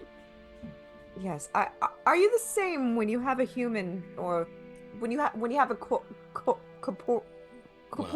form? When I got a body, no, I'm super polite and quiet when I have a body. Yeah, totally different. Completely She'll lean different over to Hattie personality. and say, perhaps that is a mission that you can not. I mean, I don't know why he wants to change back into human form. He is exactly what he is right now, a tool. Oh, God. You know, you say that, but I have to say, Hattie, the 2 or 3 times that you have swung me through someone and getting to experience, like not like wielding, but like literally like cutting a guy in half, it is really cool. I like being inside. Disgusting. Well, so you say. Listen, if I could find a way to shut him up, I'd leave him in there, but Come, Ulrich. Let's prepare. Yeah. So, Yes, my lady. I will say that Urrek, Elowen, Hattie, and Alvin are going to gather sort of what meager possessions they have and, you know, kind of prepare for this mission. Atris Meager. and Chadelaid. You two also will prepare for this. Obviously, you're going to grab various spell books and, you know, some magic stuff. We'll sort of get into specifically what you have on you in the future. You gonna grab all your spell books, Atris? Yes, I am. Actually, I like to be prepared when we face near certain death, brother. Oh, okay. You gonna hire a fucking ass to carry it? Cause we can't take the entire library. Do we have bags of holding in this universe or no? Nah. That's too fun and useful of magic. Okay. This is like D&D where they want you to like, this is D&D with encumbrance. Oh, This is like gross. 70s nonsense. I need you to know that while all this was going on, they were arguing about what we were gonna take in the packs because Atris wants to pack the entire library and Yeah. Shad wants to pack his monogram Monogram hand towels. Yeah. hand towels. There you go. Don't worry about it. Is there something I can roll or play a card to like have insight into like materials that might be useful for us I to love bring that. on? Let's have you make Yeah. an analyze. Or no, actually, that would be calculate more than analyze. How? You know what? It would really be both. You would need to do an analyze to determine the best stuff and a calculate to determine sort of how much you can carry and fit and everything. Put some points into those. Love it. Okay, and if Shad's like more innately kind of like intuitively knows, like think like he's a sorcerer, so like he's doesn't necessarily like study per se, but he still has like a strong. Oh, I see what you're trying to say. Yeah. This is I get what you're saying. You could I think it would still be those, you know, it would still be those kinds of things. It would still be you know, these are not Intellect. Yeah, you, gotcha. You can't feel the right thing to bring even. You know, warlocks still have to have arcana. I feel like it's more like wisdom from experience, right? My understanding of these two characters is they are not very experienced yet. Based on how you're playing them. So I would say, let's see. What is it you want to know? I understand what Atris is looking at. What is it Chadelaid is trying to find out or trying to determine with this draw? Chadelaid wants to like determine like what not necessarily the type of spells that he would need, but like the type of weapons and like the type of like gear. Because like, he doesn't have to read books to do magic. I see what you're saying. So you probably want to. That would probably be in either research or investigate. I know you literally just said you don't have to do books to read magic, but you sort of do. You do, yeah, like you do, but like it's not as intensely as Beatrice does. Okay, so then and then from my hand, if I don't have anything that's diamond, what are my options again? Your options are to so tell you what, let's do Atris's draws first, and then we'll do yours. Okay, yeah, sorry. Just so we can sort of see the status of some things. Atris, that's what you're working with. Right. So yeah, I have it up here.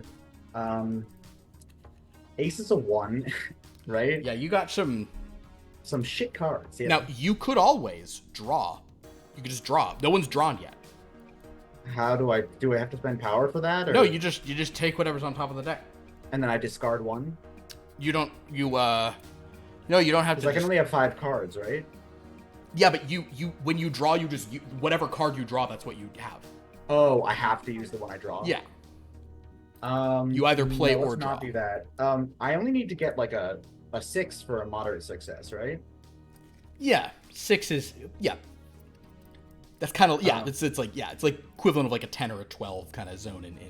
Okay, so you said I need an analyze and a calculate. The analyze is to like know what to bring, and the calculate is to know how much of it to bring. Is that the question, or? Yeah, that's pretty close.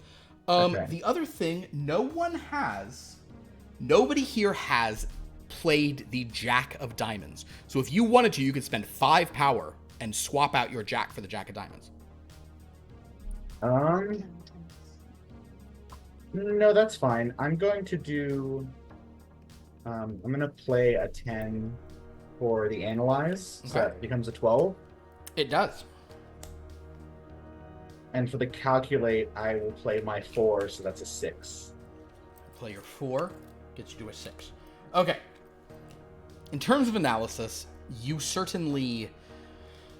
analysis with a 12 means that you guys are like you're basically, kind of like magic students who are being sent to like perform some high level stuff. Now, obviously, there are going to be spellcasters at the place you're going who may do the actual stuff of this.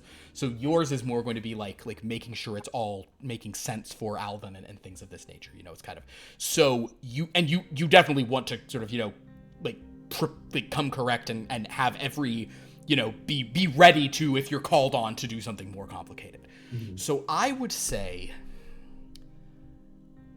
with a much better result, a still perfectly decent result in the calculation of like how much you can carry, what you can bring, how much you'll have. You definitely know that you probably want to bring magic items a little bit more than books for this.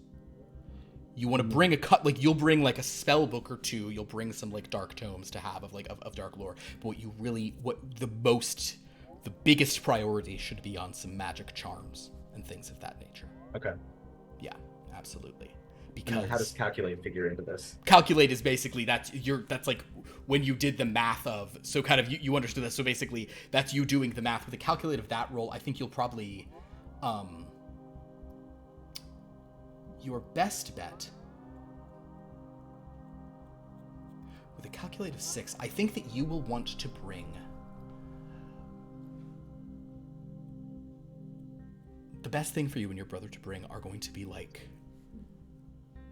spell like wands, spell casting foci, things that you can use to things that you're going to be able to use in a fight, because this is going to be a very dangerous place you're going, and Like those maybe items that ward us against danger, some things yes, like that. more things that can ward against danger or like do some stuff, rather than sort of like you're rather than bringing things that can like like increase like your general spell casting and stuff. You kind of feel like once you're at that place, that stuff should either handle itself or whatever. And you do have this idiot life elf with you too. She's got to be good for something. She's a spellcaster. So you guys are probably thinking like we just need kind of just like warding and kind of like We need to keep ourselves alive until we get there. Yes, that is exactly what you're saying.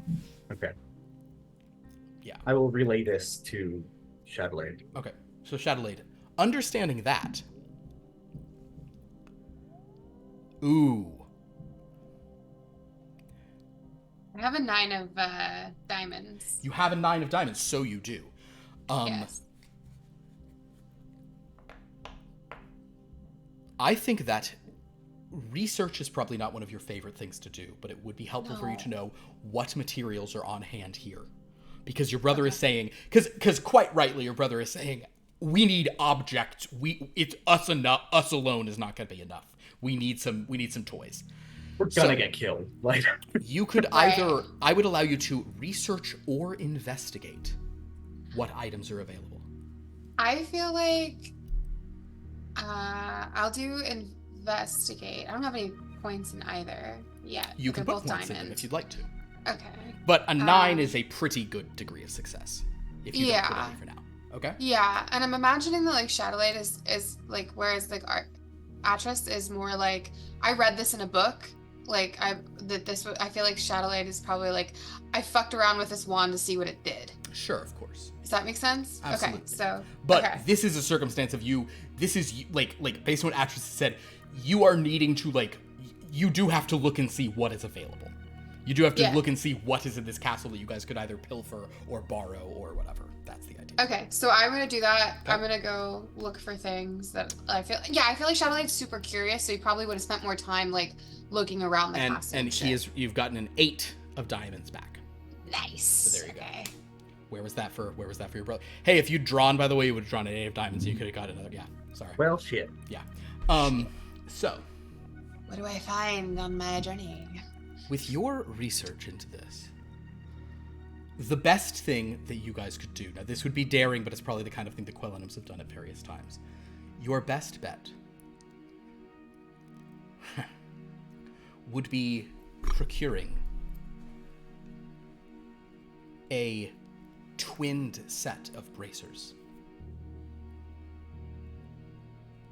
This is obviously very exciting for the two of you, since there's two of you. Basically, there are 2 sets of bracers that are sort of linked together. I think they're called like the Gemini's Gemini or something of that nature. These are not among the most valuable pieces here, but for your purposes, they would be extremely useful. What do they do? They're going to grant both of you a little bit of sort of like offensive magic. Kind of some kind of sending twinned bolts here and there, and also a little bit of like, they're exactly what Atris suggested. They are sort of some keep you alive warding. They will give you a little protection and a little offense, balanced between the two, not kind of going crazy over either one, but certainly more than you possess on your own.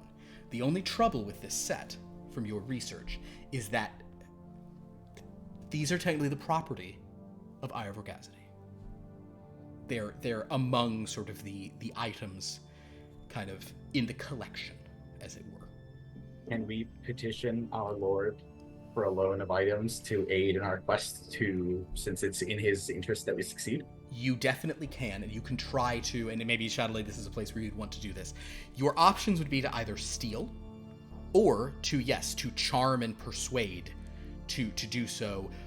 You will need a very high success at charming and persuading in order to do this for your person, and you probably will both have to make it. If you both do it, you'll need slightly lower.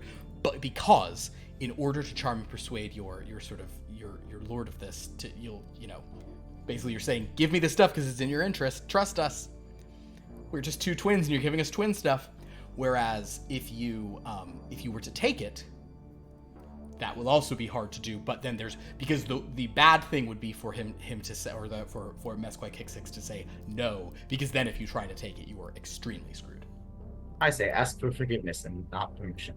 So Atris says let's steal. Chadelaid, what would you think?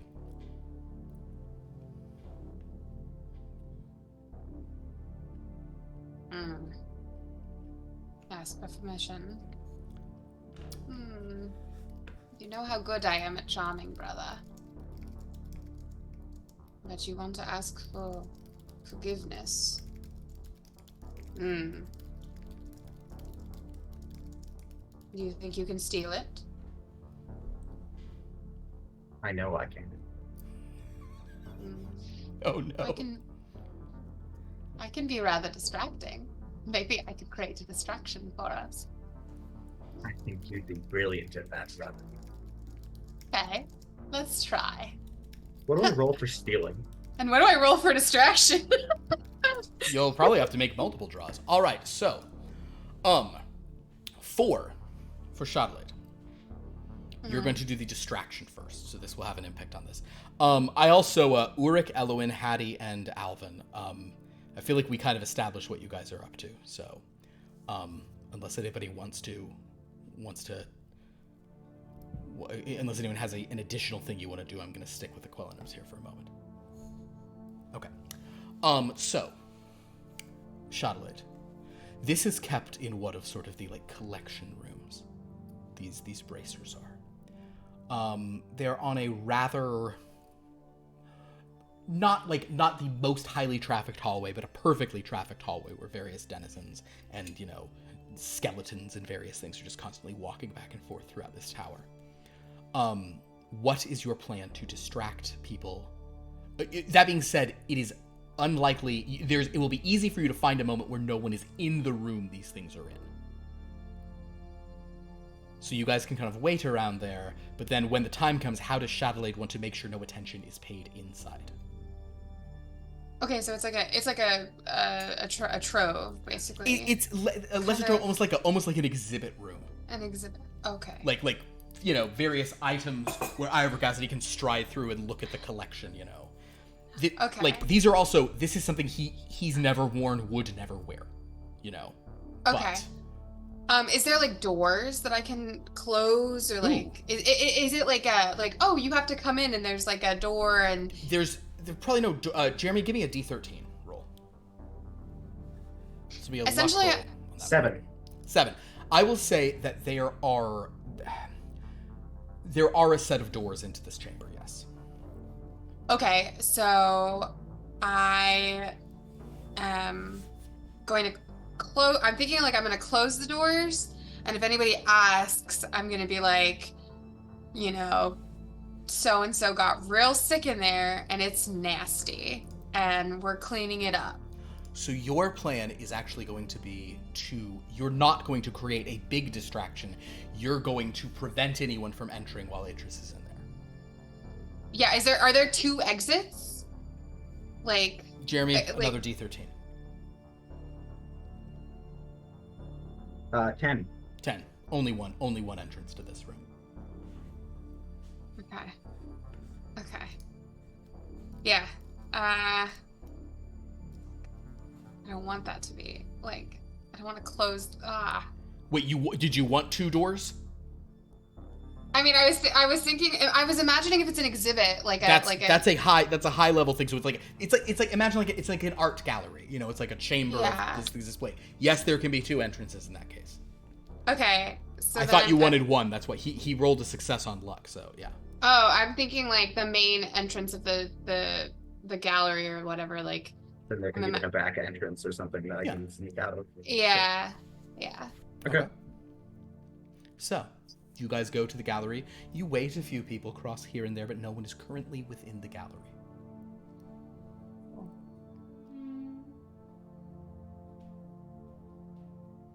So, what do you do? We wait. I would say we should wait until. I think we should wait until the coast is clear, Bubba. The coast is clear. That's perfect. Yes. I would like to close the door, and I'll tell everyone there's a stinky, squicky mess inside, and I won't let anyone come in, and then you can slip out the back. How does that sound? That sounds good enough. I'm gonna go in. Okay. Chadelaid, you close the doors. Okay. Atris, you look around the room. The bracers in question, you've looked at them on a few occasions. It is 4 sort of golden, kind of short, kind of half forearm bracers that you would grab. Here are your current cards. Yep. In terms of physicality, which is what the spade represents, you got an ace in hand, and I can't imagine that's your main area of expertise. No. But you're going to need a couple of things here. First of all, tell you what, get up to it close and let's do either a look or investigate roll as you approach this piece. Okay. Let's do a look roll with, I guess, the jack, probably. The jack? It's an 11. Yeah, Okay. so we'll do a look. I'm gonna put 1 in the look. Okay, so it's a 12. You draw a new card. It is a jack of diamonds. So you trade a jack for a jack. Hey, that's that jack of diamonds you wanted earlier. You got it now. Congratulations. Great. All right. So the good news for you is that you see that there are certain there's not like enchantments on the object, but there are enchantments on this plinth. Basically, you can either spend some power to cast a spell and then attempt to cast a spell to suppress those, or you can simply try to pick it up ever so carefully without disrupting the glyphs. Do I know the spells to... I think to try to suppress a spell like this is a fairly basic kind of magic. Okay. I will do that. Okay. You will be rolling. It is going to be intellect here, and I'm just going to do... I'm going to do cast a spell for you. There you go. Okay. So. Probably want to put a lot into that. So You can put a maximum of 5. Okay. I'm going to put 5 into it. It makes sense. It's kind of your whole deal. Yeah. So you can put 5 in, and my you will favorite need thing. to expend 2 power to sort of do a spell like this, to sort of, Okay. I'll do that. So and I'll use the jack. use the jack of diamonds. Great. So that's a 16. With a 16, you are confident that you have suppressed it, but you do still need to pick it up with care.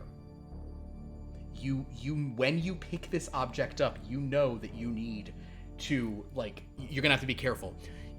You think because no one is in the room. Oh, speaking of which. So basically we'll say that you've suppressed the thing, but you haven't grabbed it yet. You're weighing your sand in Harriet Ford to, you're weighing the sand to see if it's the same weight as the idol, and then you'll grab it, and then a ball will roll after you. Chadelaid, meanwhile, outside. I'm gonna roll this D13. Oof. Okay. Chadelaid. Oh god. Yes. A figure appears in the hallway. Starts walking sort of down the hall. Notices you at the closed door. This is a I'm gonna just do evens on this. This is a human who is sort of akin to you, a courtier of the court. He's a man probably in his late 40s, early 50s, kind of gray in his sort of very well-trimmed beard. He's kind of walking, with a very kind of cool, flowing black robe. He's tries to be very, sort of dashing. I imagine a turtleneck of some kind. He's sort of walking down the hall, just kind of striding. He often doesn't pay much attention to you because you're so Chad. But as he sort of as he's kind of walking down the hallway, he sort of sees you and has this look, much like the one Urrek gave you. Which again, what is up with these humans condescending to elves? Rude. Chad's just reading like his planner again. That's definitely making him wanting to like look busy. Understood. Okay, make a perform So roll. Okay, so it's close. If you're trying to conspicuously. Yeah, that is clubs, which you have a couple of clubs, it would seem. You have a jack and a... So I would say he's like, his like little book, he's just like making notes in it. Like he's just writing stuff down. Mhm. Like leaning against. So I will pull the jack of clubs. Okay. Are you putting any more points in or just sticking there? I wanted to ask, I'm not like other elves. This is your new card, by the way. You just got a 2 of diamonds, by the way. A 2 of diamonds. Okay, I'll put like 2 in perform. I wanted to ask you after stream like the breakdown between sorcerer and wizard with like powers and stuff, but we can talk about that. We'll get into that. It's there's in this realm there probably is less of one than you're hoping for. It's probably, this is, again, since this is older school, this is probably a much more, and liches tend to all be int based, etc. It's that zone. Cool. All right, I'll put 2 in perform. 2 in perform. Great. So you get to a 13. Pretty darn good. So with a Cocky bastard.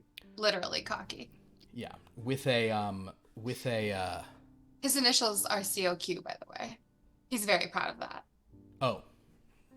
Liv just died. Perfect. So Chad, as you sort of do this, you look very just inconspicuous as you read, and this gentleman kind of sees you and just shakes his head and continues on the way. Doesn't ask you a question. Right. You look like you're reading. You look like you're smarmy, and he doesn't. Perfect. He doesn't even. You don't even have to lie about someone being sick. Atris, you have suppressed the spell. You've suppressed the glyphs.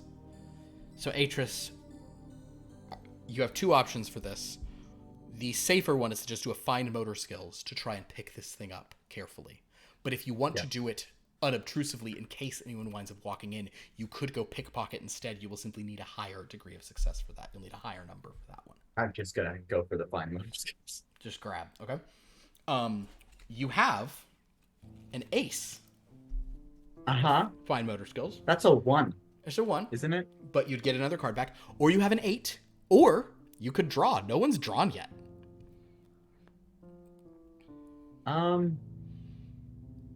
Did I use the jack already? Or the... You just used the jack to cast your spell. I used the jack. And I got... Okay, I'm going to use the 8. It's the 8 of clubs? 8 of clubs. It's not the kind of 8 you're after. And the 8 of... 8 of spades. The 8 of spades does not appear to be out yet, so you could spend 5 power and turn it into an 8 of spades, and then you'd get a card back. I don't know that that's really worth 8 power. I don't think I'm going to do that. I'm just Sure. going to use Okay, the card. sorry. Damn, you've only got 2. God, I want to make you do a bunch of stuff so you have to start drawing. Atris, as you pick this up, and an 8 is enough to pick up these 4 bands very carefully so that it still doesn't mess with the... Because, a suppressed glyph is still a glyph, but you do manage to pick them up. Okay. And now all it is for you to do is to sneak out of this room. Okay. You could just walk right out to the door where Chadelaid is waiting for you, but the plan was that you're going to sneak out the back. Do I hear any noise from the door? Let's make a listen roll. Okay. You could do a 2, so you got a 2 and a 1 in your hand, Yeah. but the 2 is I on do. suit. I'm gonna draw for this. 6. A 6. Okay. A 6 of spades. Boy, that 6 of spades would have been helpful for your sneak. Yes, it would have been. So, with a 6 of spades, with a 6 as you listen, you... I'm gonna put 2 into listen because Oh, okay, I feel like sure. I'm a conniving. So you're at 8. a person Go ahead who's- and yeah. roll a... Actually, I'll roll the luck roll on this. Okay. You go to the door, you listen for a moment, you hear no one, you put your hand... You know, you're carrying these stuff, you're about to, like, shoulder this back door open, but then you do hear footsteps outside. Someone Of the is there. back door? Of the back door. Someone is there. Fuck. I'm gonna go back to the door that Chadelaid is at. Move to Chadelaid's door. Great. As you get to that door, you are going to need to do a this actually would be pickpocket, not sneak, to like hide them on your person. Or if your goal is to just sneak as well as you can, you could also do that. Let's sneak and also draw. Are you putting anything into sneak before you got to do it before you draw? Yeah. Yeah. I'm gonna put 2 in. I'm gonna put 2 into sneak. 2 in sneak. All right, here we go.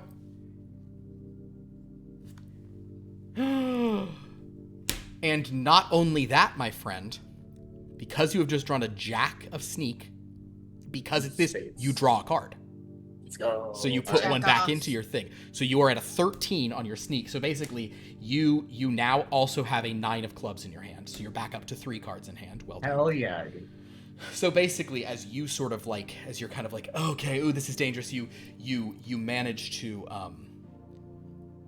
just like sneak out, keeping those things on you, drawing no attention, and your brother is there. And as you guys exit, the glyph was suppressed. Though Chadelaid was noticed in the hallway, no one was suspicious at the time. You certainly think it's possible people would be like, gee, I wonder who stole the twin bands then disappeared. But you know, if you're successful, You don't know how you're- many sets of twins are in this tower. That's true. So, Be multiple twins. but you have managed to sort of escape at the you have managed to escape. So at this point, I'm going to sort of cut us to the quick as we sort of have you all gather to go on this mission. Ira Vorgazity will even sort of appear to sort of see you off. This like incredibly yoked sort of like figure with this like huge skull on top kind of approaches and sort of looks at all of you and says, "So, you are heading to a mission that brings almost certain death. For those of you who were guests here, you go with my continued welcome in the future. It has been pleasing to have such interesting individuals as you under my roof, even those of you who," he kind of turns to Elowen, "do not share our values.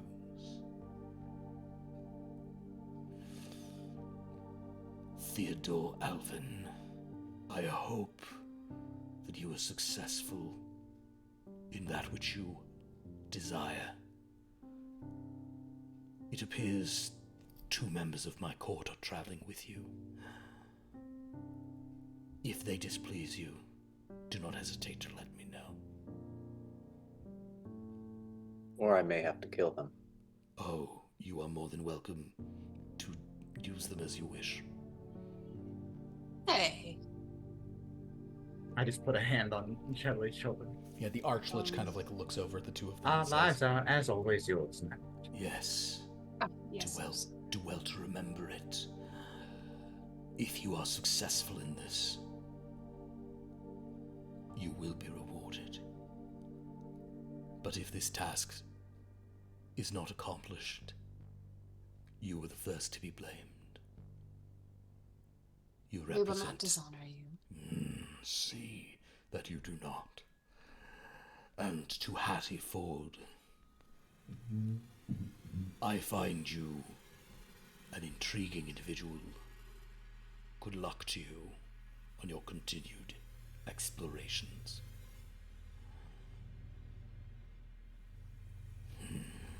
He kind of stares at you all, then turns around and just tromps off. Mesquite Kicksix says, very good. So,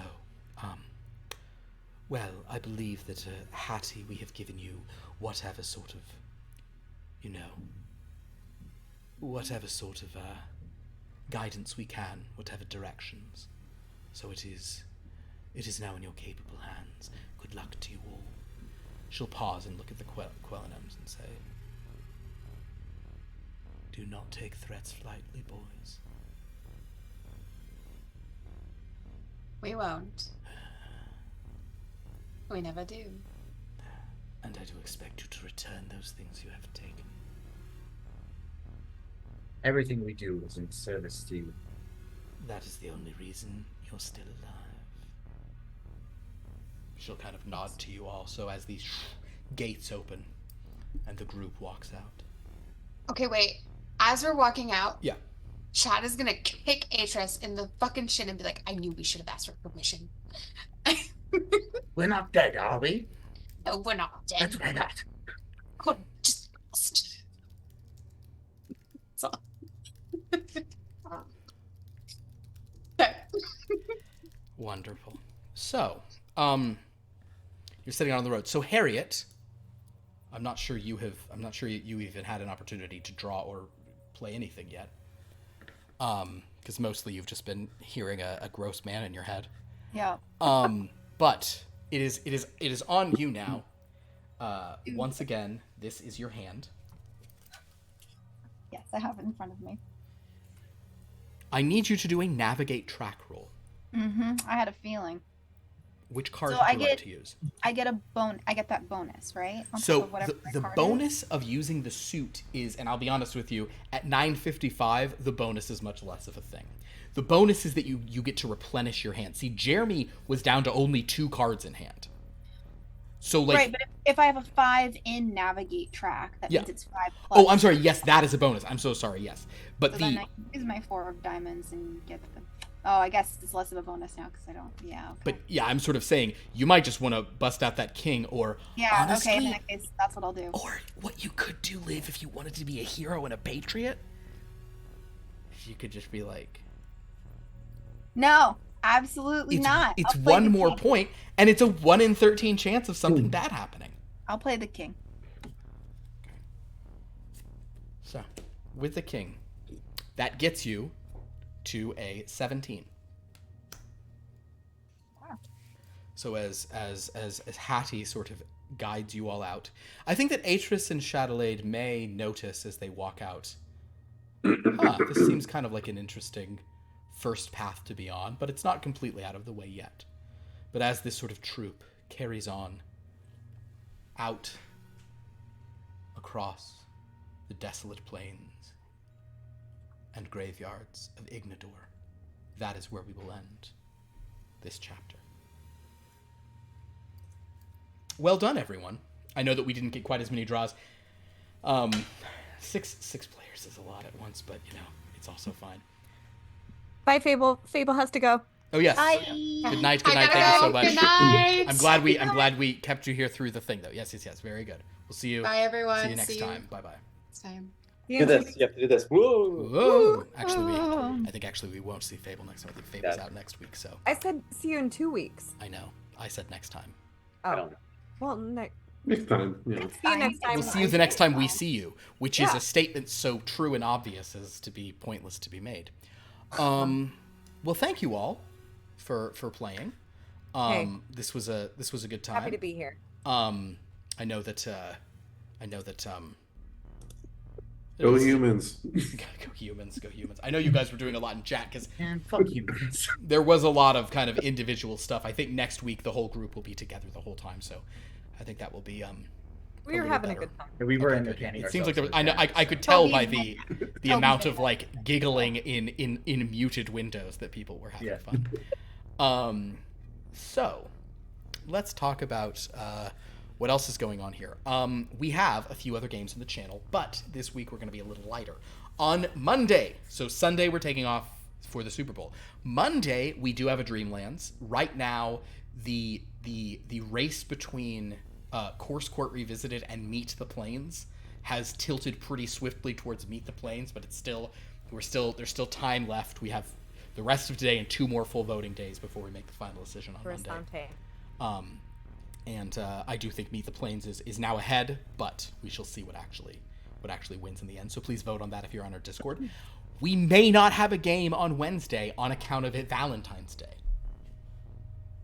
which I'd forgotten about. So we just may not have enough players to do that. But our most recent episode of Top Flight Tales was really fun, even though KJ hated it, because we just created a brand new game out of nowhere. Since I had them roll a 13, we did it vampire style. And Dan rolled a 13 out of D13, and so we had to start a new thing. It was Murder Babes. It was delightful. So whenever we do Top Flight Tales next, it'll be great. And then 1 week from tonight, we'll be back with more from Ignador. We have our Discord that you can go to, where you can interact with us, read recaps, participate in the downtime. We have our YouTube, where we have old episodes, and we have our wiki that Sophia continues to contribute to, and with help from various other people. So it's really cool stuff. Do we have anyone to thank in chat? We do. We have wanted to give a shout out to I'm Just Doing My Best, who subscribed this evening. Oh, thank you so much. It was very swag. We also have Galanorian Saber so kindly gifted another 1 month tier 1 sub to another one of our very dedicated chatters and participators and followers. And then we did have a number of our players gifting various things to hit a level. Including Zane's words himself. I don't know who that is, but I think you don't want to. Cool. He's yeah. That is and very I kind. think they're very cool, and maybe the best player at this game, and knows the card system the best out of anyone. I think. How do you guys feel about the card system so far? No, I love it. I like it. Don't understand it. Also, I want to thank myself because I actually paid for my subscription this month. Oh. Because I gifted my Prime subscription to someone else. Oh, that's nice of you, but you don't have to. You're welcome. Well, it's okay. Buy me dinner sometime. No, you just. How about you don't give any money half to Amazon and you buy me? I don't want to have commercials when I'm watching myself on the other screen. I see. Well, then in that case, I won't buy you anything. Didn't realize it was fully self-serving, but I'm into it. I'm gonna take a moment here if it's okay. I'm sorry if people are trying to get out. No. But we often will do this in the we often will do this for when we start a new thing. I'm gonna read a couple of things real quick to you guys. This is the confession and absolution. Oh. For I thought you were gonna read like negative reviews on our channel. Yeah, guys, I just want to say this channel. It was gonna be about me and my role playing. This is the confession and absolution for the Ignador arc. This is what appears on the opening screen every time. I would that thou hadst died the final death ere we'd ever met. Be gone from this place, vile wretch, and heedest thou these words, and remember them, and may they cause thee pain. For as much as I love her with a depthless desire and devotion, so thus do I despise thee, and forever shall it be. And this is our benediction, which you're about to see on the closing screen. I do really like this one. Farewell, friend. I was 1,000 times more evil than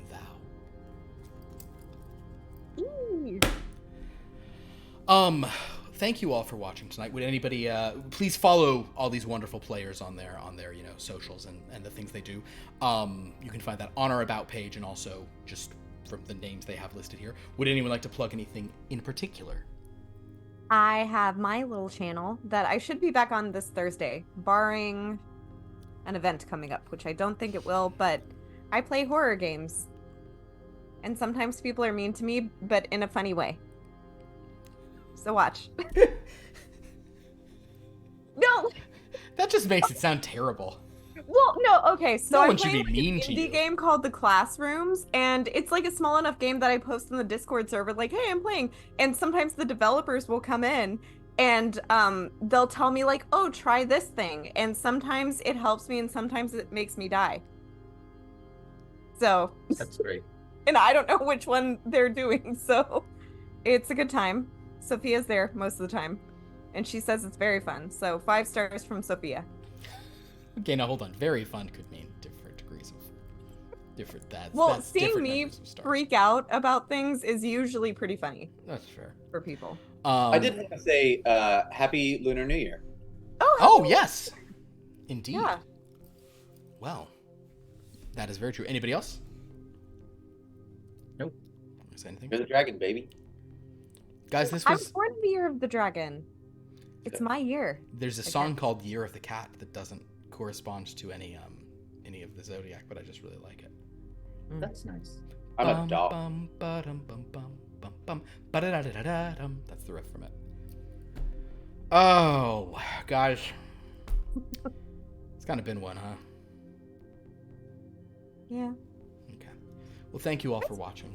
This was a good game, though. This was very fun. I really like this. I'm excited for this. I'm excited for this group of characters. I think that Atris and Chadelaid have an energy that reminds me of a series. Well, it reminds me of a few things, but there's I just know how bad it's going to work out for them. I can just feel it.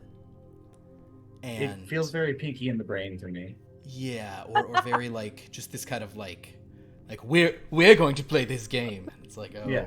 oh It boy. remind me of- This game is going to play you. Yeah, exactly. They remind me of the eels in Flotsam and Jetsam. Little Mermaid. That makes sense. Yeah, for sure. I'm a it Disney sounds- girl. Don't is- laugh at me, Jeremy. No, I was laughing at the comparison, not that you knew Oh. who they were. Because I know who they are as well. Oh, okay. And I always love I love Alvin, I love Hattie, I love the opportunity to be the Soldier of Fortune. And then I have to say that Urrek is a real He's a real one. real schemer in a fun way. Kind of always like, Yeah, Listen, My he's just on ladies. Elwin's side. let's do this thing, lady. yeah. That's an excellent dynamic. Yeah, very fun. And Elwin's just like, We're working the twins. We'll see what happens. and also we were there when Elwin was created. Remember? Oh, Well, that's right. Yeah, right. So, she's a screamer. Well, thank you all so much. That's what they called him. I know. That's what Lampblack called him. So, so thank you all for watching, and until next time, have a dreadful night.